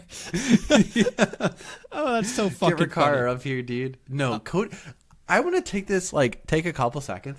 I think Cody Sun in the playoffs is playing like the best NA AD carry, period. That's definitely not sneaky. Like, it's definitely not sneaky. The only other competition is Doublelift, but I feel like Doublelift doesn't have to perform to the level that Cody Sun does Because if Cody-san doesn't do well, Clutch loses the game. Like, period. But the amount of times, like, he went in on Kaisa, like, went in on Zaya, and then killed everyone. He fucking picked full damage Kog'Maw in game 5 of the like, to go to Worlds. And he played it perfectly. I am so impressed with how Cody-san's been playing. And, like, easily the best AD carry in NA, like, during the playoffs. Yeah, in our Discord, we were talking about like Cody-san, and Hfire like made a cool comment about like how it's crazy that in games where they lose, he can have like perfect KDAs. Like he's a really good player. It's one calendar year from like, because he was the Cody-san insect was last year, right? Or was that the year before? It was the year before on Immortals. But still, like, it's so impressive. I'm so impressed with Cody-san, and I hope they do well at Worlds. That's still my number one worst Worlds play of all time, I think. Oh, absolutely. I don't think there's a single world. I think I could have been in those shoes, and I think I could have made a better play. My better play was you know going what? the other way By and not dying. doing that. Like, you guys know when we were talking about like being able to like jump into like the hype moment and play it yourself. Like literally, like did you like the statistical breakdown? 99.9% of players did this better. Only way you do it worse is like if you actually just jump and fucking.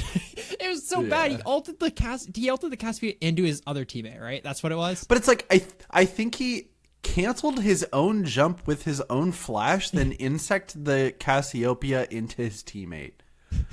It was like, if you could do everything wrong, like, that was it. That's what we call high mechanical trolling, where you execute really strong things that are not beneficial to your team.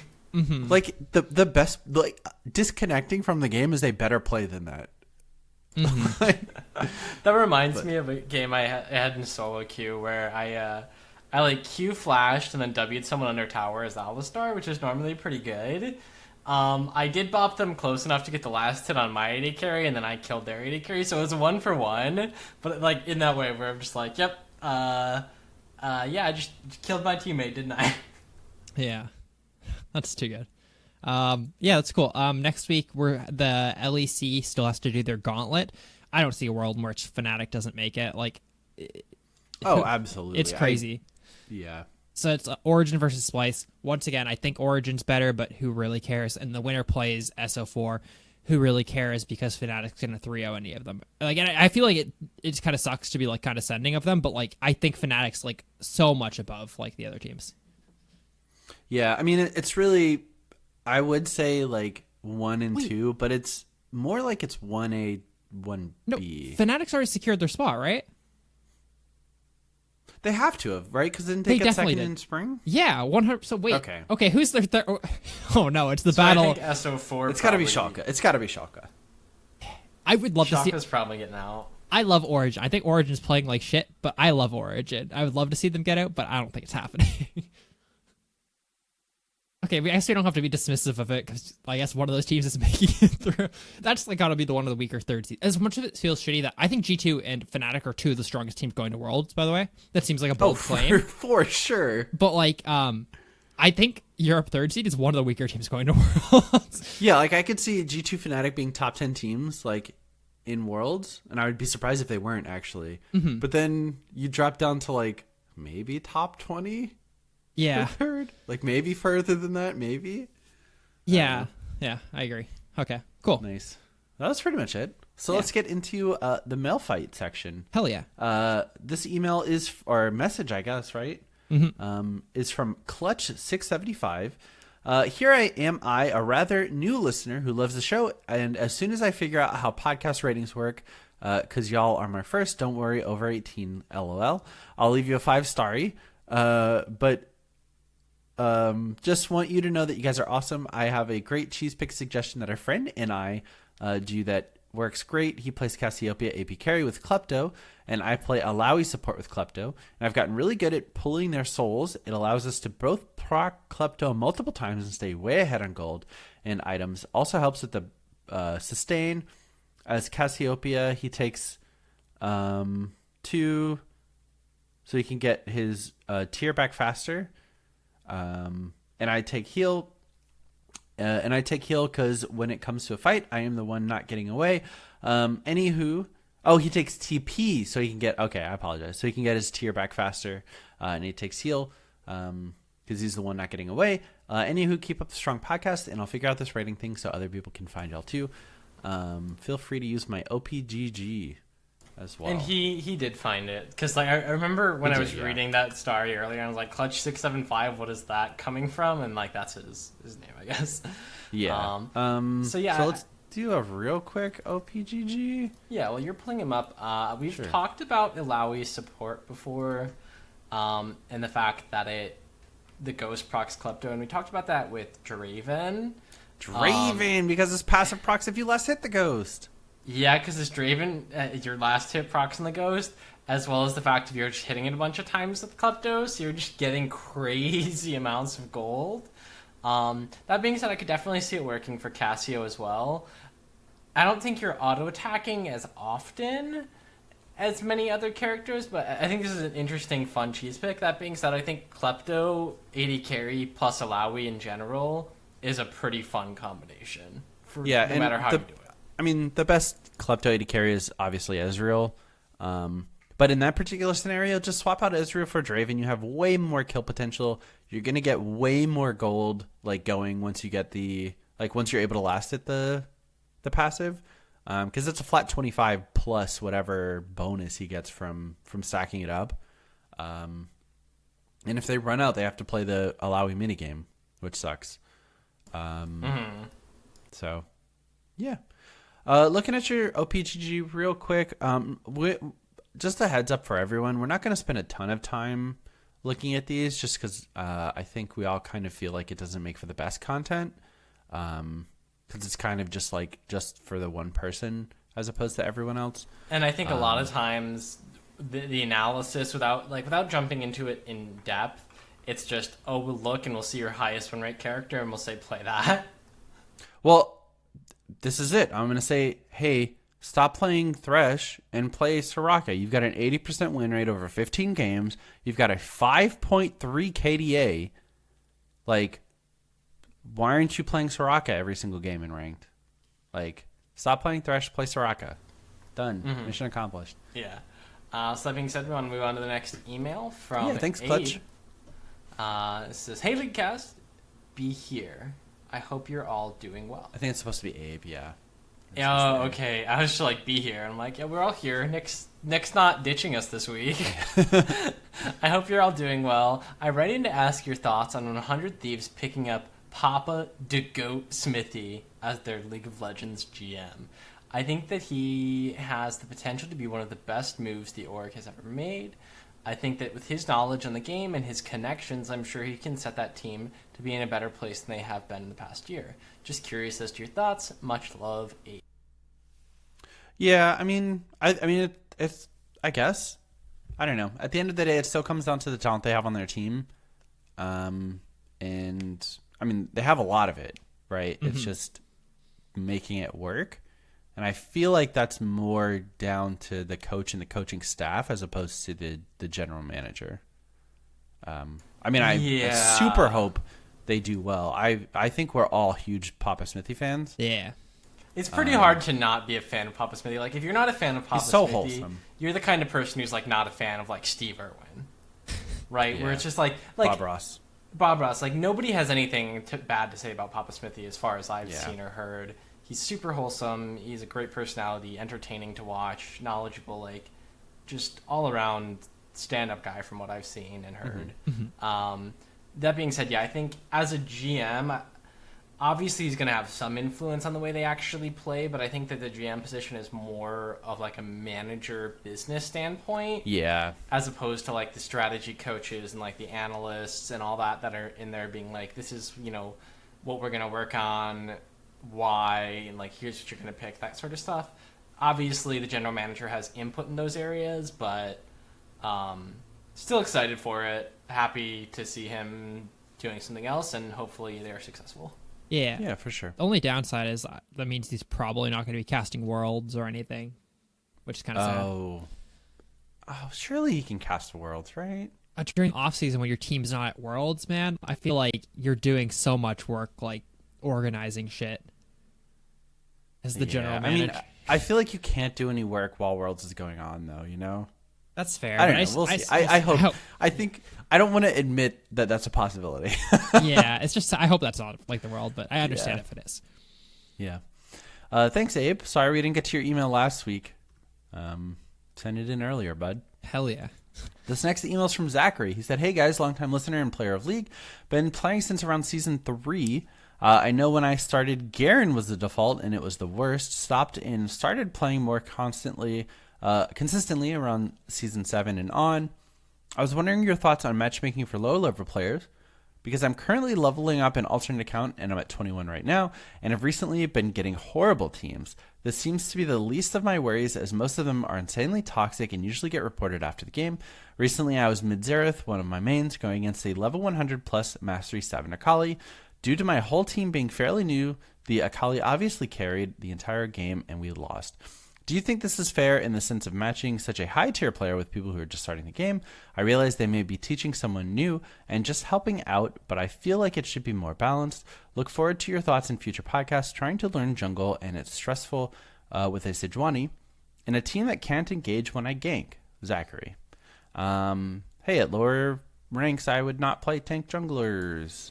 Also, that being said, to your main comment, right? And you go ahead if you want to. I'm sure we're going to say the exact same thing, in the fact that Riot's Smurf detection is super fucking good. It's one of the best, like, of any game I've ever played.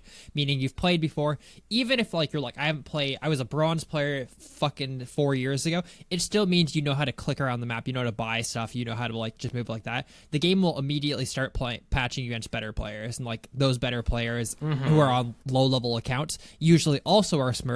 Potentially because they got banned, potentially because they want to flex on lower ELO players. Therefore, they're going to be more toxic than your average player. Yeah, typically that bucket of players is more toxic because, right, the reason they're down there, there's a few reasons that people are going to be playing on Smurfs. Their main account got banned, that's a toxic player. They're there to stomp players and shit talk them, that's a toxic player. They're there to level up an extra account to play alternately in ranked. Rare, not so much toxic player, like. But typically, I think a lot of those people that just want to have an extra account buy that account. Yeah. As opposed to leveling it, because the ones that are leveling it are either there to stomp people that are new at the game, or they're there because they got banned. Also, then when you have that bucket of, you know, Smurfs versus Smurfs, or not new players versus not new players in general, there's a lot more variability there, because it's just matching you in these wide range, like broad buckets of, well, this isn't a new player. So then you get that 100, level 100 plus Master 7 Akali, who's maybe, playing with someone who's level 25. And that might be a diamond player, that might be a silver player, that might be an iron player. And they're in the same grouping of, well, this is not a Smurf for that matchmaking queue kind of to look at. So it can definitely be really uneven. And I think in general, lower level games are going to lean towards more toxicity for those reasons we outlined. Unfortunately, that's just kind of the state of things. As to your secondary thing about jungling, yeah, lower level, lower elo, engage tanks, it's tough because a lot of times people won't follow up. And playing tanks in general, you don't have the damage, so it's a lot harder to carry. So yeah, it's going to be stressful. You're going to get a lot of flack when you're learning the jungle. Junglers need to have thick skin because every lane will flame you. And they deserve to be flamed. True. Yep, rightfully so. When Thanks, my Zachary. top lane Gnar gets solo killed by the Kled 3 times, it's my fault for not being there. Why weren't you there? Why wasn't I there? True. Why weren't you there? I was taking Infernal Drag. Why? True. Because I didn't think he was going to get solo killed 3 times. How Because I thought he knew how to play his character that he's Mastery 7 on. Why? I don't know. I'm not used to interacting with children, so I'm just going to move on to the next email. Why? Because this one is from Thanks, Zach. Epic Guy 13. But it's your turn. I just read the last one, I thought. Yeah, but I'm making you read this one now. All right, point. cool. Hello. Wow, bully. No, you're supposed hello, to say it's your why. boy You're Bronze 3 supposed to Trash. say I'm why. Epic Guy 13. I'm a fairly recent listener here, beginning of summer. Oh, welcome.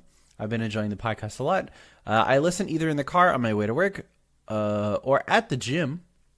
Thanks for making the podcast every week. It gives me something to look forward to. I listen on Spotify, so I can't make a real 5 starries, but I give the podcast 9 Ari Tales out of 9. Nice.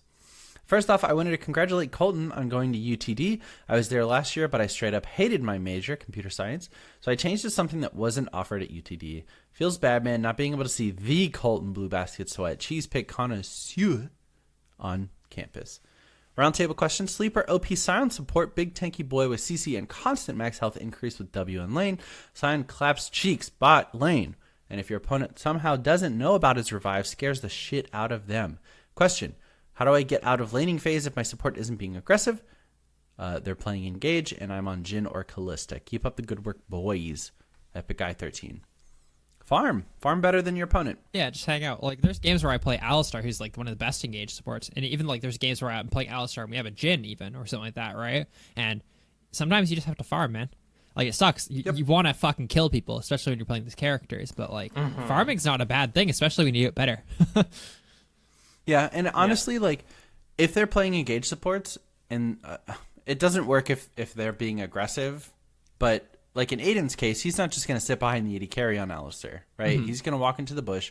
He's gonna wiggle at him. He's gonna position for aggressive plays, and even if they're not there, eventually he's gonna deny like maybe 1 or 2 minions every other wave, you know, and that's gonna add up over the 5 to 10 minutes that you're in laning phase. Yeah. So, just small little things like that. And I think in general, those like highly aggressive fighting supports, like I think that's a very prominent style in solo queue, but like there's a reason when you watch LCS games and professional games, like the AD carries always get to buy at least a BF sword in their first pack.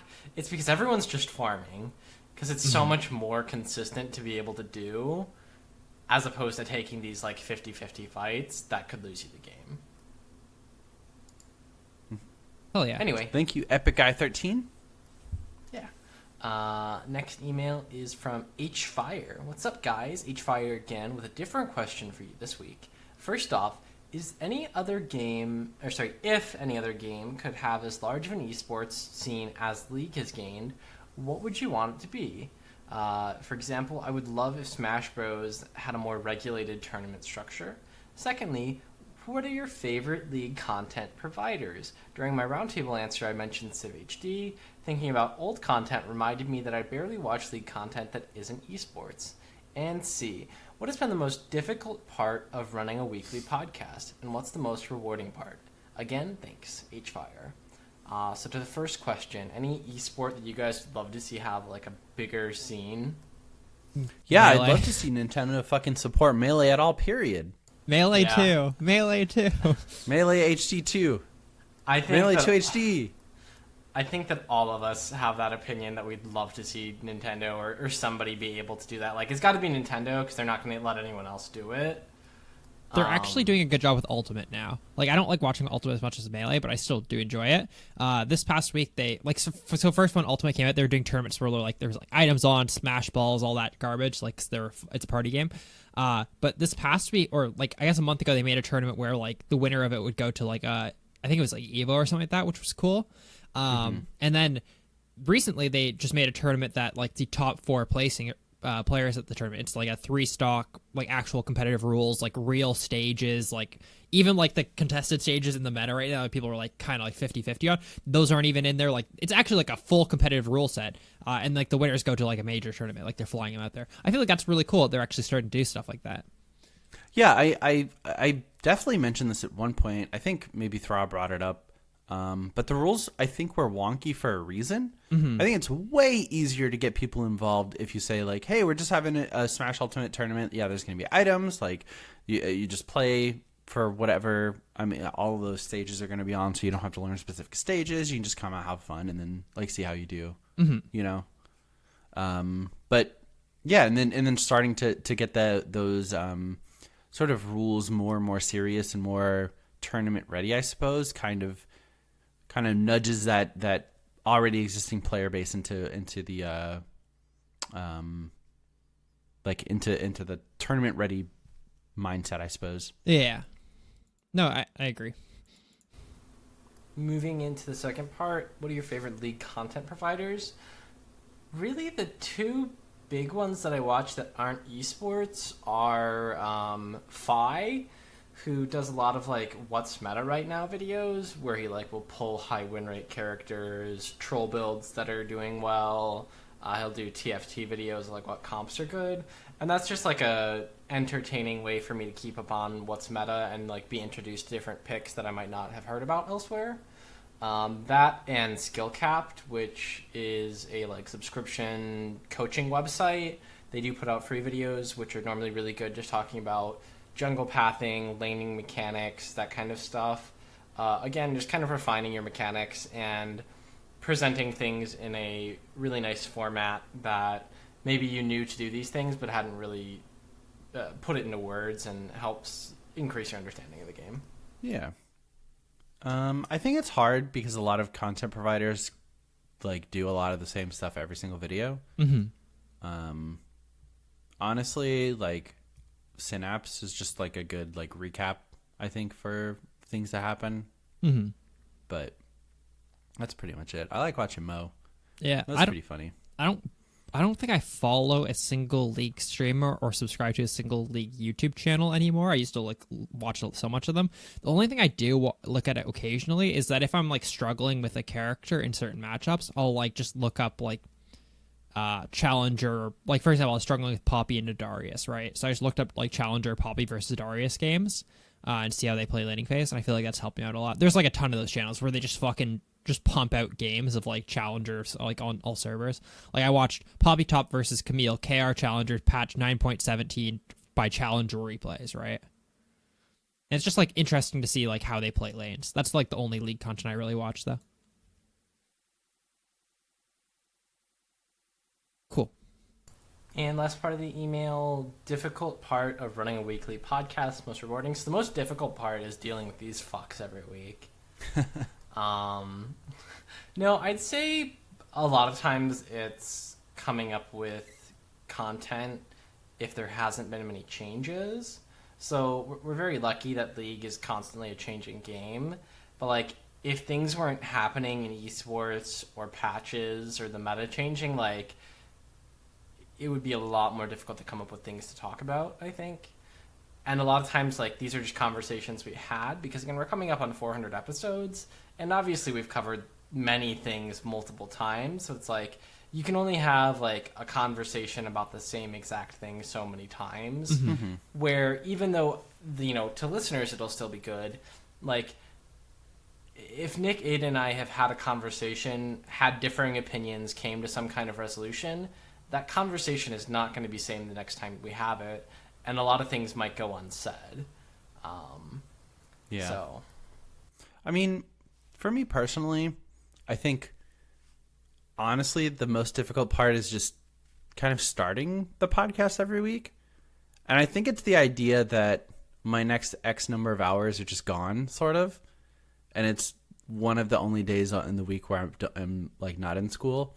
But that being said, it like... as soon as we start going, it's instantly like, okay, I love being here. Like, I love doing this every single week, and I'm like looking forward to doing this every week. You know, I think we do the same thing, Nick, where it's like all week leading up to it, I'm like, holy fuck, I'm excited. I prepare shit all week. I like look at things to like talk about, right? After, like, as soon as we're done, I'm like, holy fuck, that episode was sick. I had so much fun, whatever. But like the hour before, I'm like, oh, I don't know if I want to do 3 hours. Yeah, it's like, man, I could just use a night off. Like, fuck me, man. Yeah, because I'll like do like an hour and a half, 2 hours of prep work, and then we'll record for 2.5 hours, and then I'll edit for an hour. Then I'll like do socials and stuff for like an hour. Like, it's a lot of time sometimes. Yeah, you put in the most work by far. But I think, like, honestly, the most rewarding is that like we just get to hang out every week. I think that's something that sort of doesn't happen in a lot of other podcasts that I've listened to. Maybe not even League related, just podcast related. Is a lot of the times the stuff you're hearing on the podcast is just stuff that we do like on a day-to-day basis, period. or things we would just talk about in general. Yeah. Like, And again, Yeah, I've so said it it's like- before, but I'll say it again. Like, there are plenty of times we're just hanging out in TeamSpeak, and we'll start talking about something like, wait, we should talk about this on the show.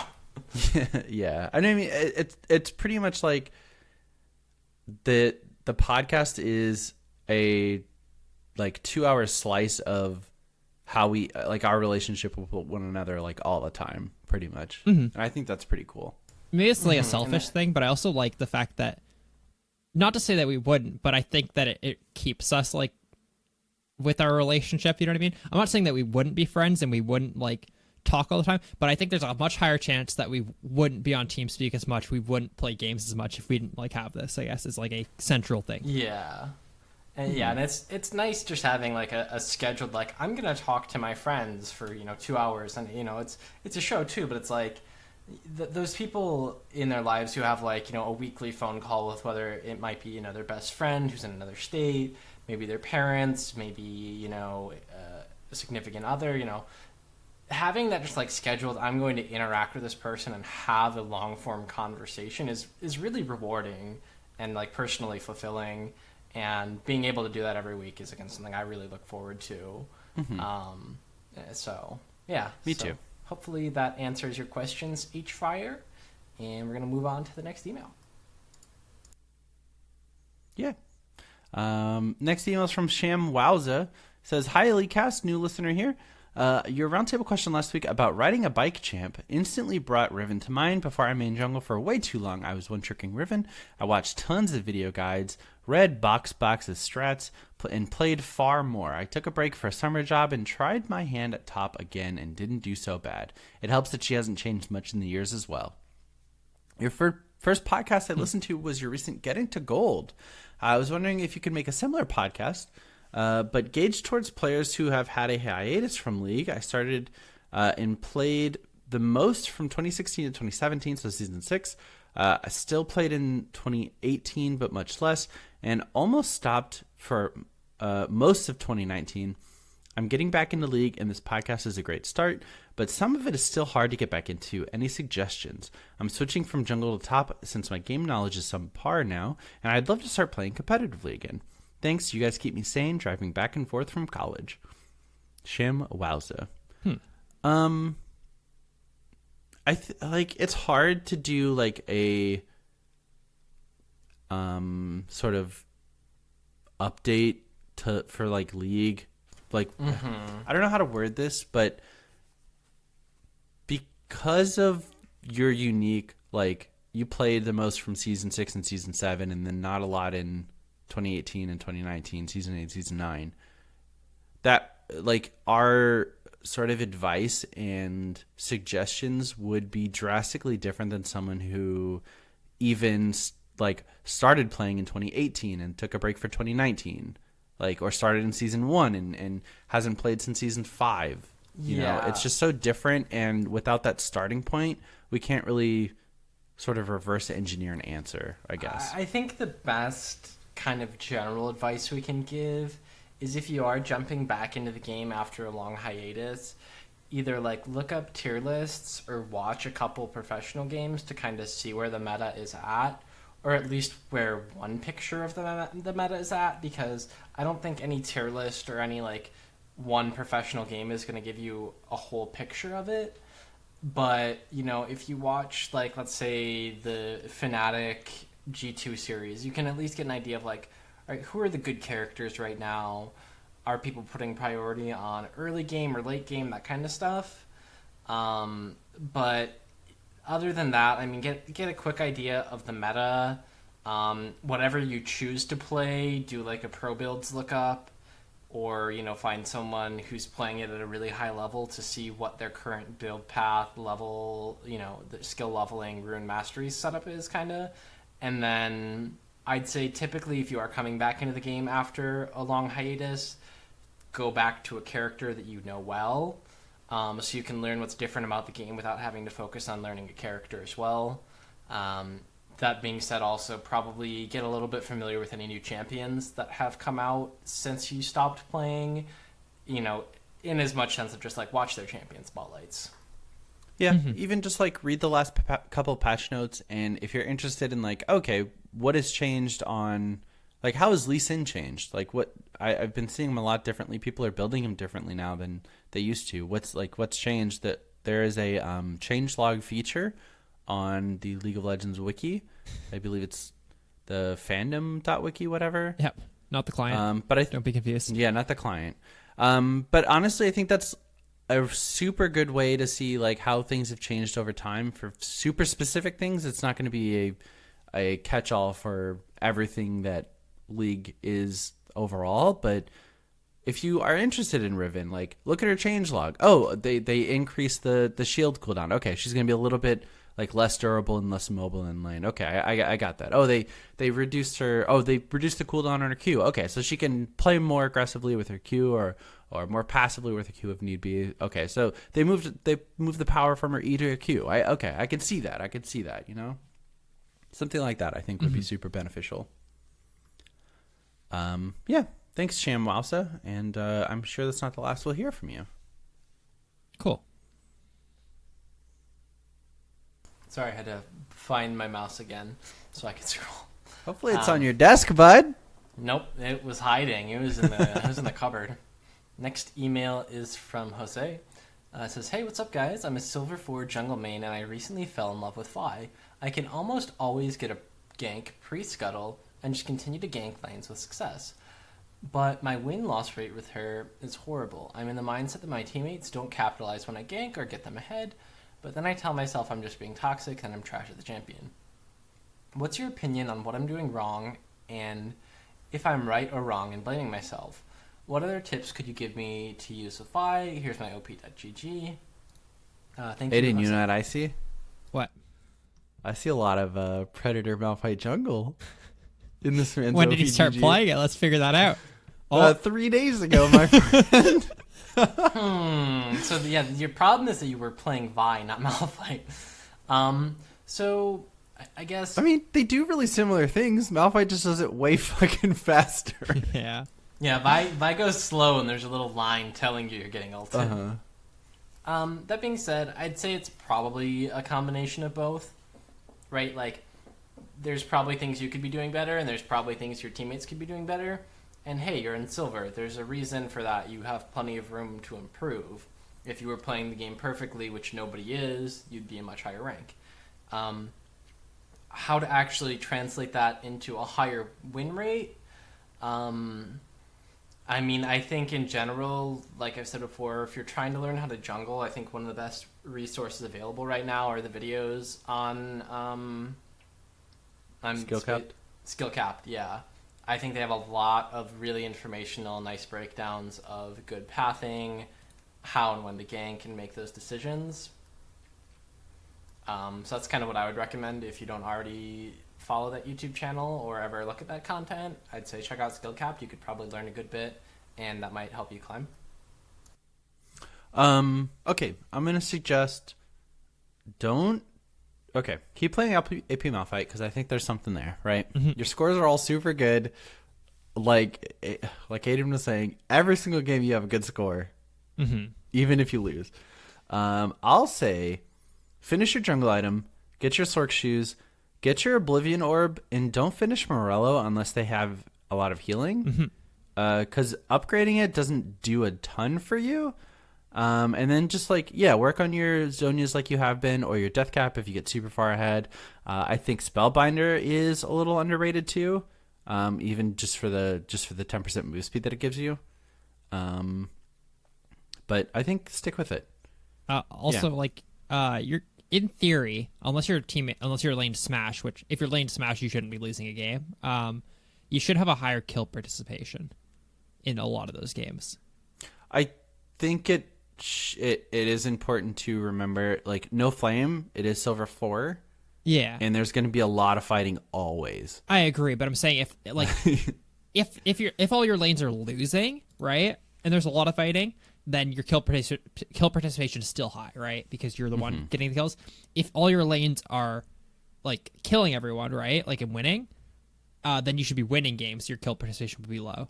But like, there's games where you're like losing where it's low, right? Or like even games where like the game where you like won is 29%. That's not bad because your mid went 8-0, your top laner went 6-1, right? Like they probably got solo kills. But the game where you lost, where your kill participation is 27%, that means you're just not impacting the map enough, right? That'd be my recommendation. Yeah, so thanks again for the email, Jose. And good luck in solo queue with Vi and Malfoy. Yeah. Our next email is from Shem Walsa. He's back. Couldn't resist.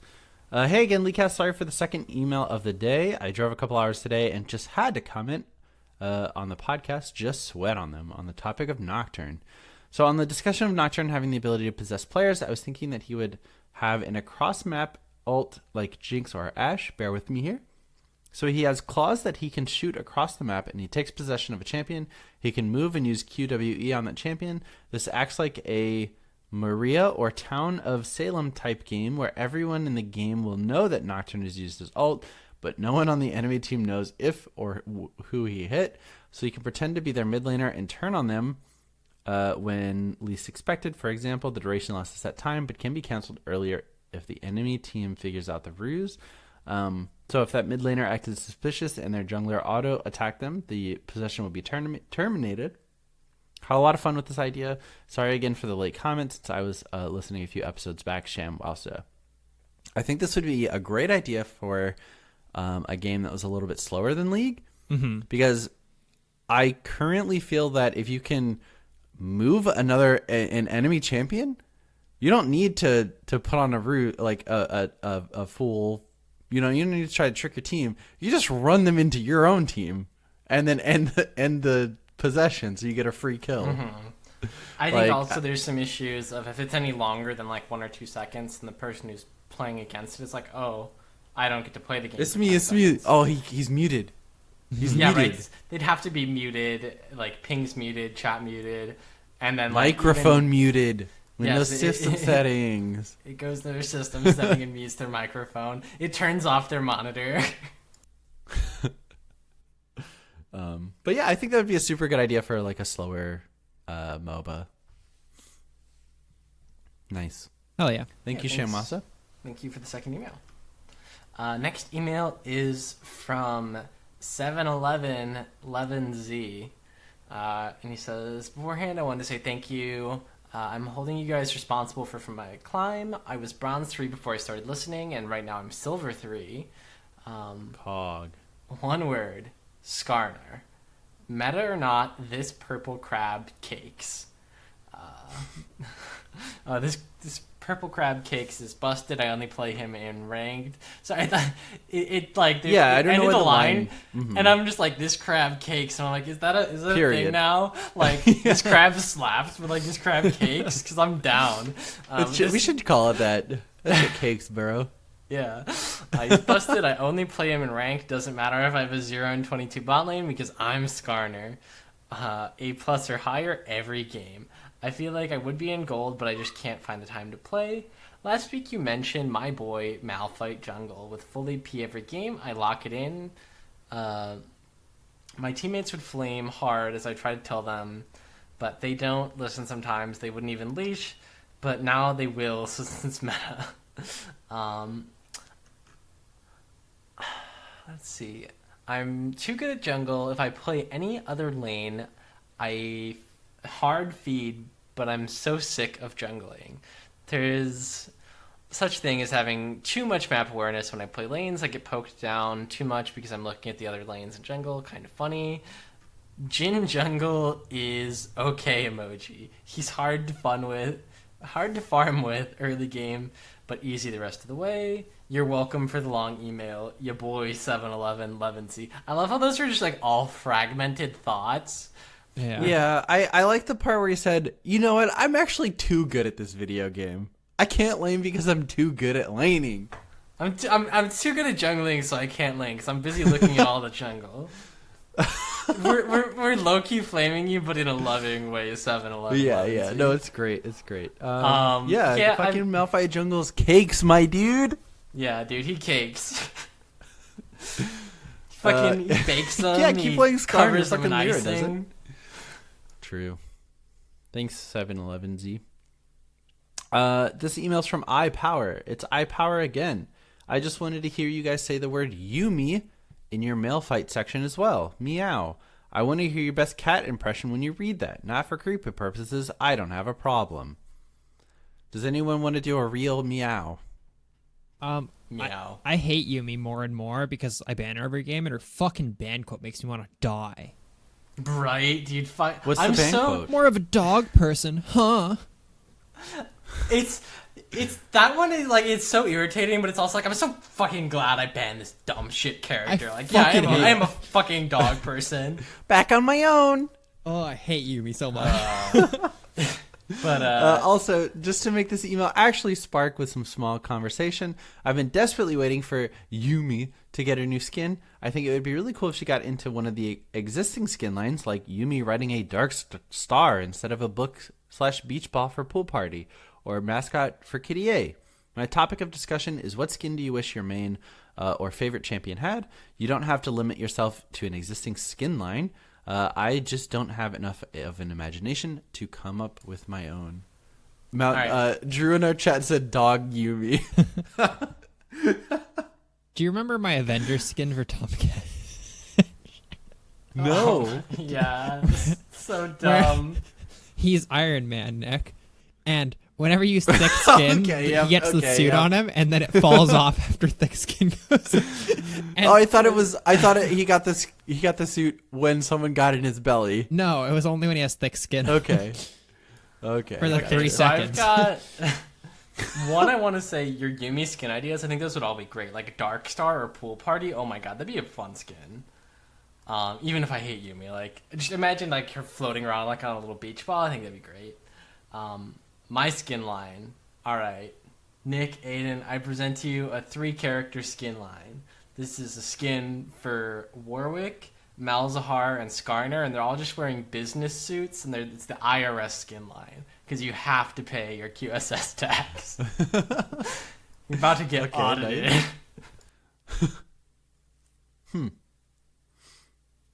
I like it. Yeah, IRS Malzahar walking up the mid lane. His voidlings are just like little adding machines. I'd like to see like a futuristic, like super evil bad guy Swain. I think that'd be cool. Mm-hmm. How about you, Aiden? I already said. I said Avengers Tom Kench. Are you gonna recycle that idea? Yeah, it's the best idea I've ever fucking had. Such a good idea. That's gonna be so good, Aiden. Thanks, iPower. All right, next email here is from Chiefy. Hey there, I've been listening to your show for the past few months and have really enjoyed it. You guys make my night shifts go by so much quicker, and I think you guys have one of the best League podcasts out there, along with The Dive. You guys are actually the reason why I've gotten back into League this season, and I'm looking to improve my game. I'm currently sitting at Plat 3 and wanted to make it to Diamond, just wondering if you have any tips for me that could help with the climb. I've been playing since beta, but only as casual until around Season 3, and since then I've been so on and off with the game. I think this season is the most I have enjoyed in League since Season 2. My questions are, how long have you guys been playing for, and what was your favorite season? Kind regards from Down Under, Chiefy. We've all been playing since before Season 1. Yeah. I came out. Yeah. I played Pretty fucking long Kog'Maw time. release. I played Caitlyn or Cassiopeia, whichever came first. I can't remember. I don't remember which champions were coming out, but I definitely, like before there was a proper Season 1, not quite beta, but before there was a proper Season 1. Pre-season 1. What that lasted for like a year and a half. Yeah. As for our favorite season, I feel like personally League has gotten better every single season. Like, there have been things that I don't like about specific seasons, but as a whole the game has only gotten better, which I don't think a lot of games can say. So I don't know if I have a favorite season. I'm kind of just like pretty content with where League is now. Like, as a whole, I don't think there's anything super game-breakingly busted, I guess. Yeah, I'd say for me, like, the only thing I could say about, like, a favorite season was, like, what was happening around the game at the time. Like, I'd say probably it was preseason 1 where I was back in, like, a different Ventrilo with a whole other group of people, and, like, that was, I think, my freshman year in high school, and just, like, getting on this Ventrilo server, hanging out with these people, like, 2 or 3 hours every day is, like, a really fond memory I have, and was, like, also the first time I was really, like, playing League a lot. So, like, that's rose-tinted glasses looking back. Maybe my, like, air quotes favorite season. I do think League is consistently getting better, and right, like, every season improves than the last one. I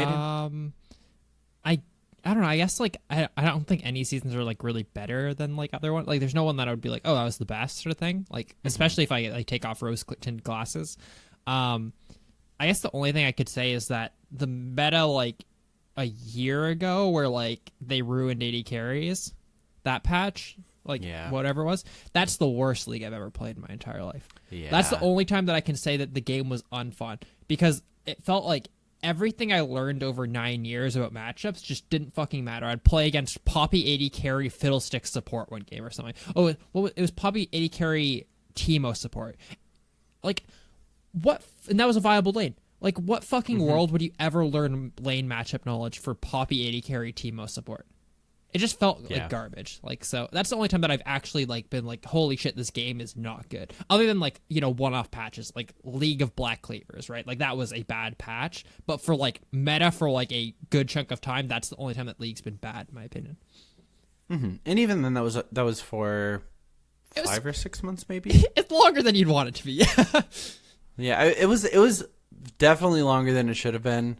But I guess at the time, it kind of sucked. But looking back, it's not that bad, I guess. Yeah, now it's that not they that bad. Sort of fixed. And I think that one thing that's like an effect of it is a lot of these like alternate bot lanes, the Sonatarics, the Pantheon Talias, you know, in general, just saying you don't need to necessarily take an 80 carry into support. And that long period of time where 80 carries were hot garbage open that mindset up, and now that's just become a staple of the game where like you can play something else bot lane, it just needs to be good.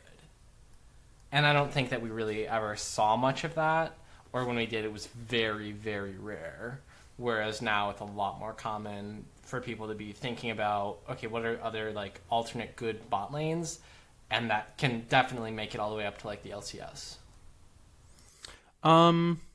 As for your OPGG, realistically, play your top 3 most played champions more. They're all like pretty impressive, honestly. Maybe even drop Kai'Sa, which sounds weird, but just play more. I'm looking at your past like 20 games, and I think you have like 5 ranked solo matches, and that's from a week ago.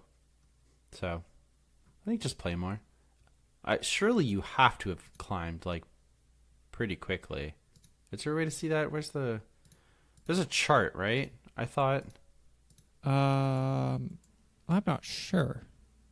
Wasn't there a chart that showed like your like over time sort of thing? Like there used to be one, like I think it was like Volskill. Maybe that's a different website or something. Yeah, I think Volskill had that.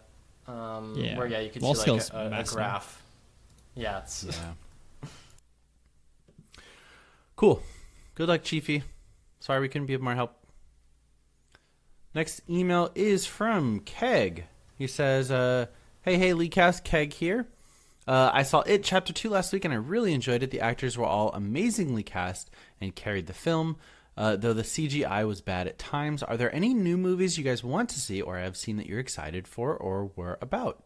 I've also tried playing more Hecarim lately, but there's just something I'm missing about the champion that's causing me to overestimate how strong I am, which causes me to lose a lot of early 1v1s and even die during ganks.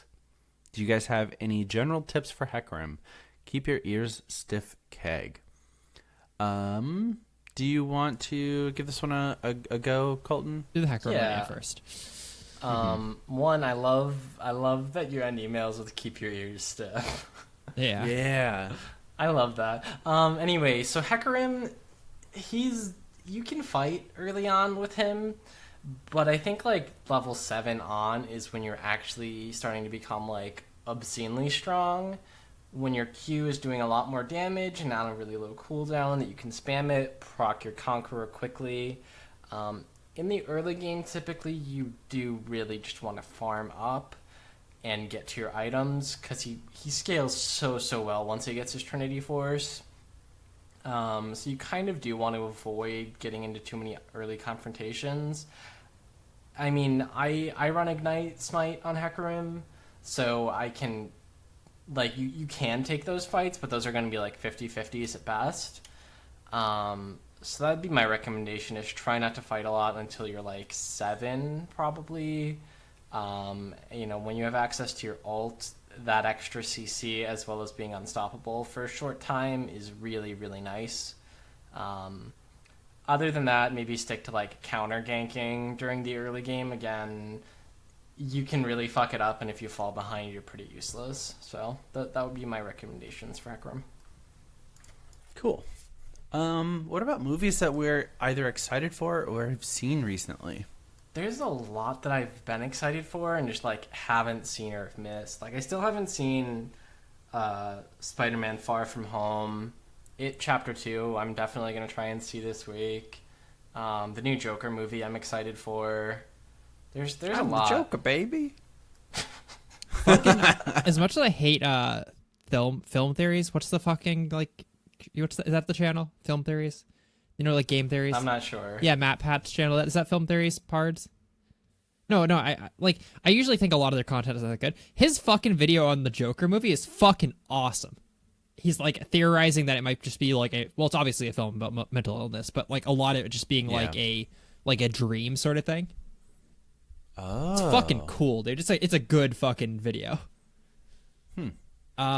I guess for myself, like, I just saw Weathering with You, obviously. I've been, like, into anime, like, recently. I might go see Promare, which is Trigger's new movie. Not sure. And then I really want to see Rascal Does Not Dream, but that's only playing in Toronto, so I don't want to fucking go to Toronto again to see another fucking anime movie. So I don't know. Have you watched that actual series? Promare? No. Rascal Does Not Dream. Yeah. Yeah, I watched the entire series. Okay. It's really fucking good. And I really want to see the movie. And apparently the movie's fantastic from like early screenings and stuff. It's just I don't know if I want to fucking drive another like hour and a half like of travel time to ACM. But I might. I really want to see the end of that series. I saw Jordan Peele's Us yesterday. Oh yeah? What do you think? Yeah. I don't think I'm smart enough to understand the story without being told what it means. Like if it's about, I don't know. It's definitely like class stuff or whatever. Yeah, or like class. But I thought the pacing of the movie was fantastic, actually. Mm-hmm. Like it's an hour and 56 minutes, and I feel like it was the middle of the movie when the action started happening, and then it was over. Yeah. It was so good. I think he's doing a very good job as a director. Mm-hmm. I think he's really good, and I think it really sucks you in, and like you're trying to figure it out kind of the whole time, but in a way that feels good, where you're like, they keep feeding you little bits and pieces where you start getting a better picture of what's happening and trying to understand the big picture, but you're still enthralled and you're still confused, but in a really entertaining way. And I'm so excited, like, anytime I see or hear anything by him, because like I just want more. Like, I think Get Out was absolutely outstanding. I think Us was really, really good, and I want more. Yeah, I mean, I mentioned it like while I was watching the movie, but one of the shots is it pans down to a reflective table, and then you have to watch the scene like via the table. And it's just such a good, it's such good imagery for the situation that's happening when it's happening. It's so good. Super sick. Hell yeah. One other thing to mention. Fucking, well, obviously Star Wars, because I have a friend that I like talk to once every year and a half. Yeah, your friend. Literally, Star Wars trailer comes out, like the date for like the new movie, and I'll text him and be like, Star Wars? He'll be like, yee, I've cleared my calendar. And then I won't text him until we go see Star Wars. and then I won't text him again until the next Star Wars trailer comes out. And he's like, "Do you guys talk during that time?" Yeah, we catch up on like everything, but like we don't talk at all. That being said, yesterday on my way back home from the movie, he texted me. He's like, "Yo, because like I have the Xbox apps installed on my PC, right?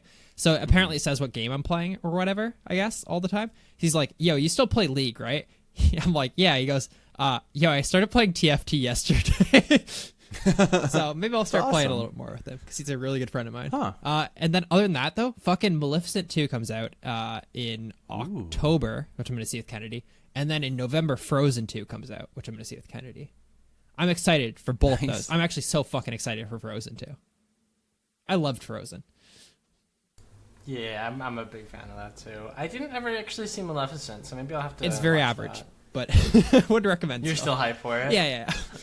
Yeah. Isn't that where they used a oh god, they did a I think it was Lana Del Rey did the song. And it was a cover. Yeah. Fucking changed the song entirely, and I fucking loved it. Yeah, and like so.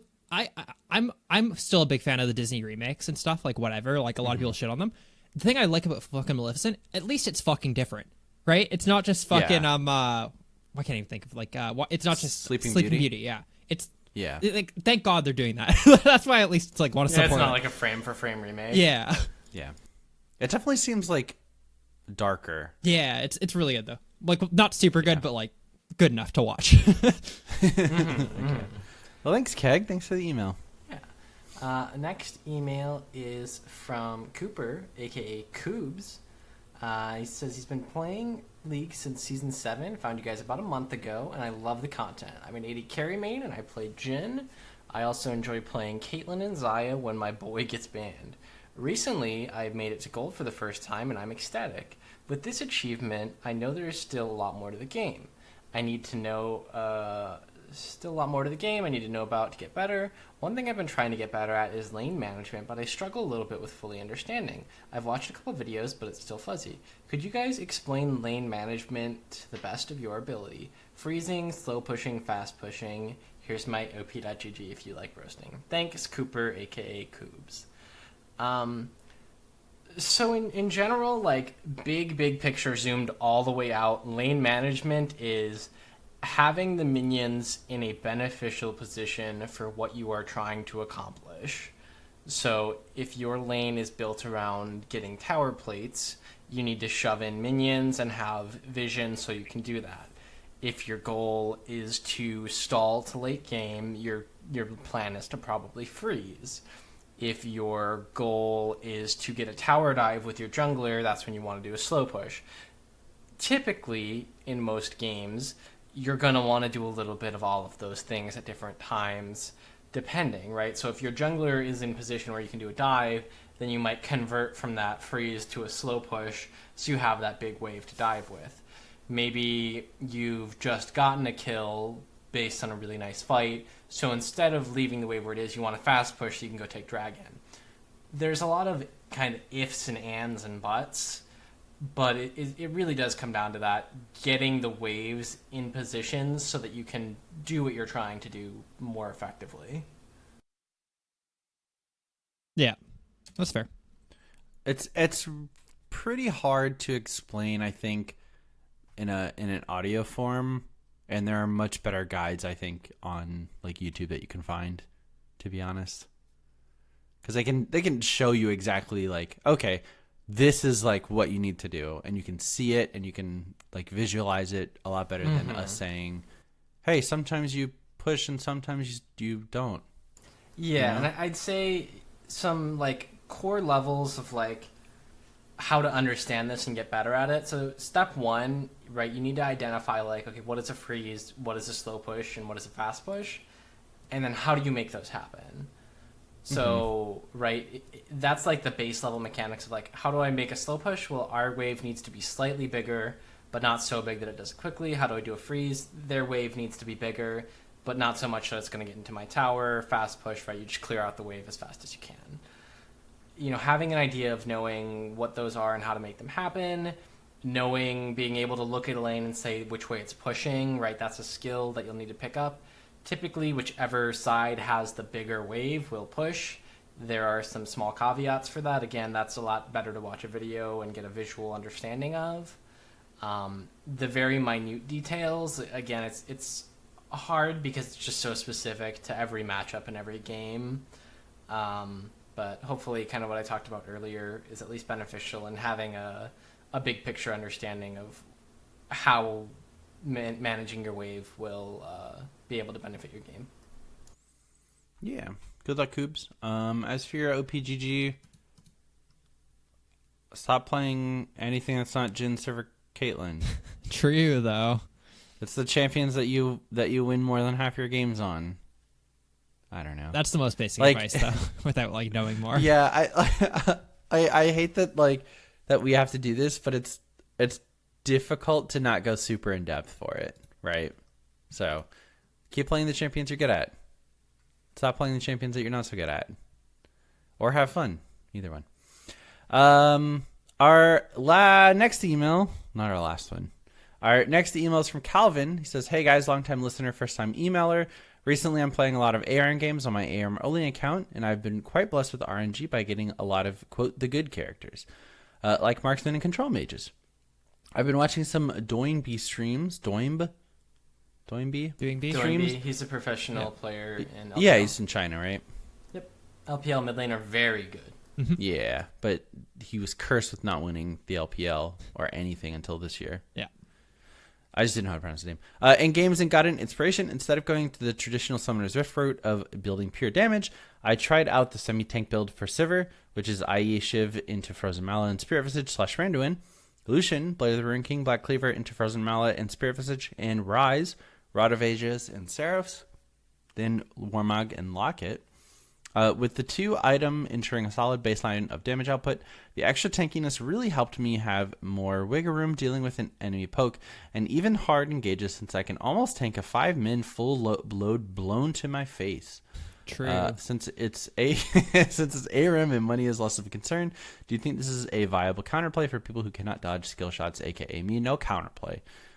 Do you have any other characters in mind that you could possibly benefit from this type of build in ARM?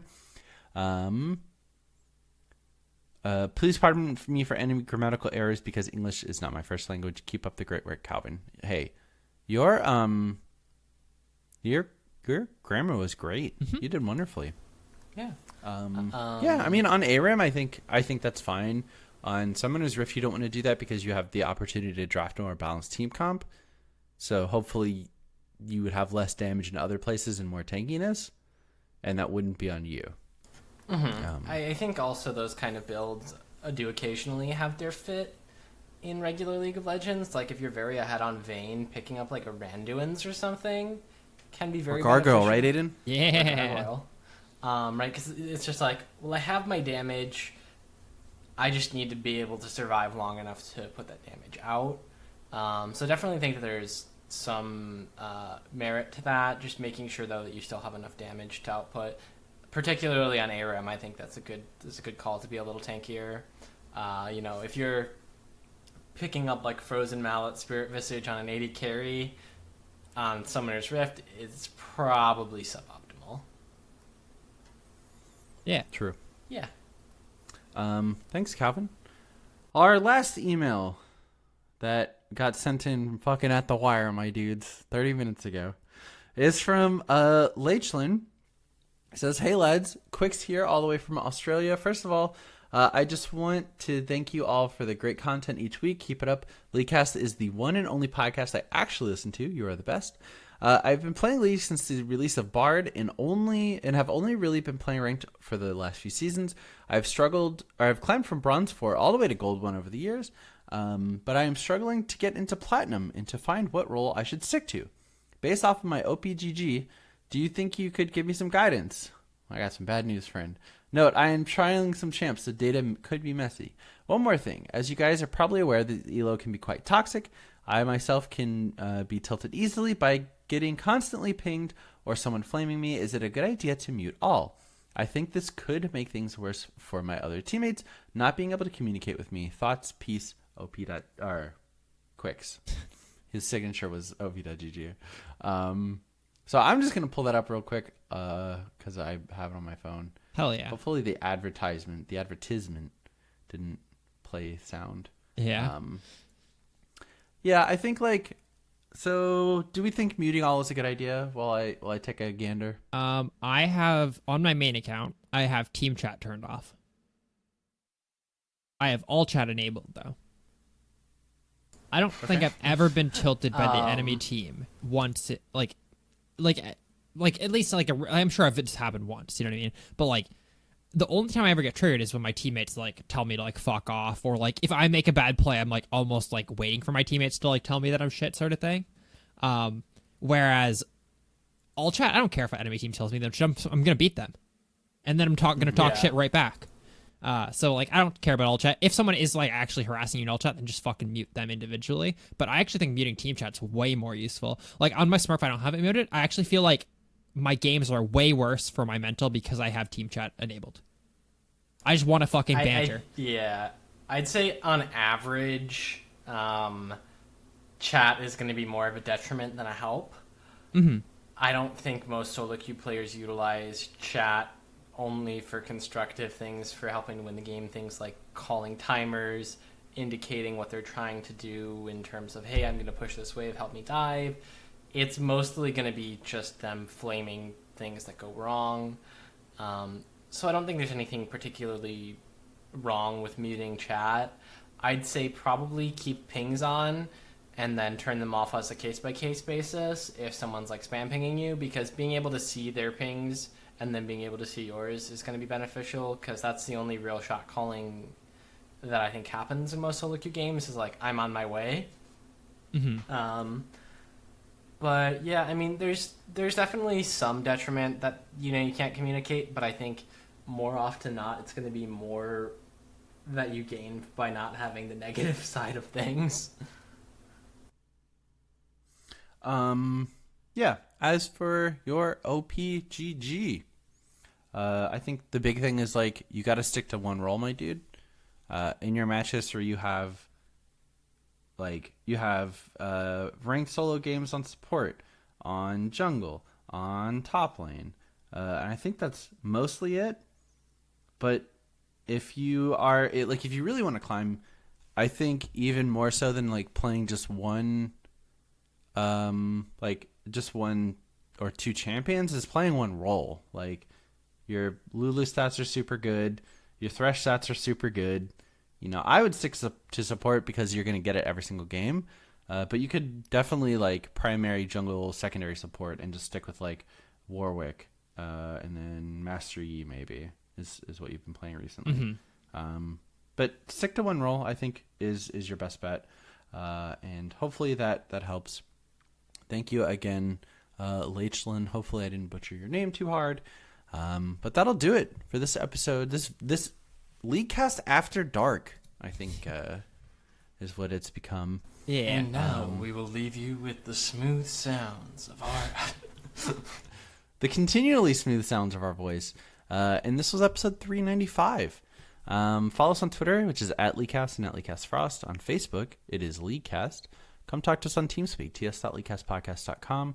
Or if you want to hop in our Discord, you can send us an email to mail@leaguecastpodcast.com, and I will get you that invite as quickly as I can. I usually try to answer those pretty quickly. It's also on our website or something. Website's easiest way. It is on our website. Easiest way to fucking do it. There's literally a big button that you can click to join. Yeah, but I've said this every week for a very long time now. So. Actually, that link's getting used a lot. We've also had a link in our Facebook description since like the beginning that no one uses. Oh, true. I don't know. I don't have a Facebook. No, I'm just saying. Like, but it's interesting looking at like I can actually look at the invite links and how many people use them. 40 people have used the website one. Very cool. 40? Yeah, 40. Wow, that's crazy. Yeah. Yeah, and where was I left? Oh, yeah, our website, leaguecastpodcast.com. Check it out. Follow us on Twitch, twitch.tv/bluebasket and /KingLardout are where we streamed. I streamed our tournament this past weekend. Hell yeah. And we went 1-1, but it was fun. And then finally, you can support us financially at patreon.com/leaguecast. Thank you all for listening. Oh, wait, we had a special Patreon to shout out, right? special patron. We did indeed. I remember that. Oh, yeah. Of Who course. was it? Sorry, I completely fucking. We'll do that at the end of Yeah, the show same. as well. We made a note of it and then forgot to actually make it. Speedy Spikes. Speedy Spikes, yeah. Shout out to Speedy Spikes for supporting us with a one-time donation of $45. Yeah. Very, very kind. You are now officially a Thank you so patron much, for the bud. next 2 years. For 2 years, so use it wisely. Your timer is starting. Yeah, I'm you're on the just fucking clock now. Realistically, we say 2 years and it's going to be permanent. Yeah, it's- Because we don't fucking police that. Yeah. Who cares? So, It's so hard thanks, to everyone, and we'll police. see Patreon's you. a fucking nightmare, by the way. It is a I'm like, nightmare. you know what? I'm gonna be True. super good about it because like I've started like going through and like if someone's not a patron, I'll like remove them, and if someone becomes a patron, I'll add them to like our Patreon lounge or whatever. But like the payments go through at different days based on banks. So if I do it on the first of the month, like half the people aren't patrons. So I'm like, okay, so I just have to do it at arbitrary dates, I guess. Like, I think Yeah. my rule is if they're not a patron for 2 months, I guess I'll remove them because it's so fucking. 2 months is probably It's the- so fucking yeah. random, dude. The service is weird. So you heard it. If you want to scam us, pay for every other month. True. All right. Thanks, you guys, for listening. We'll see you next week for 396. Ever closer to that 400. Yeah, Jeopardy. Bye. Bye.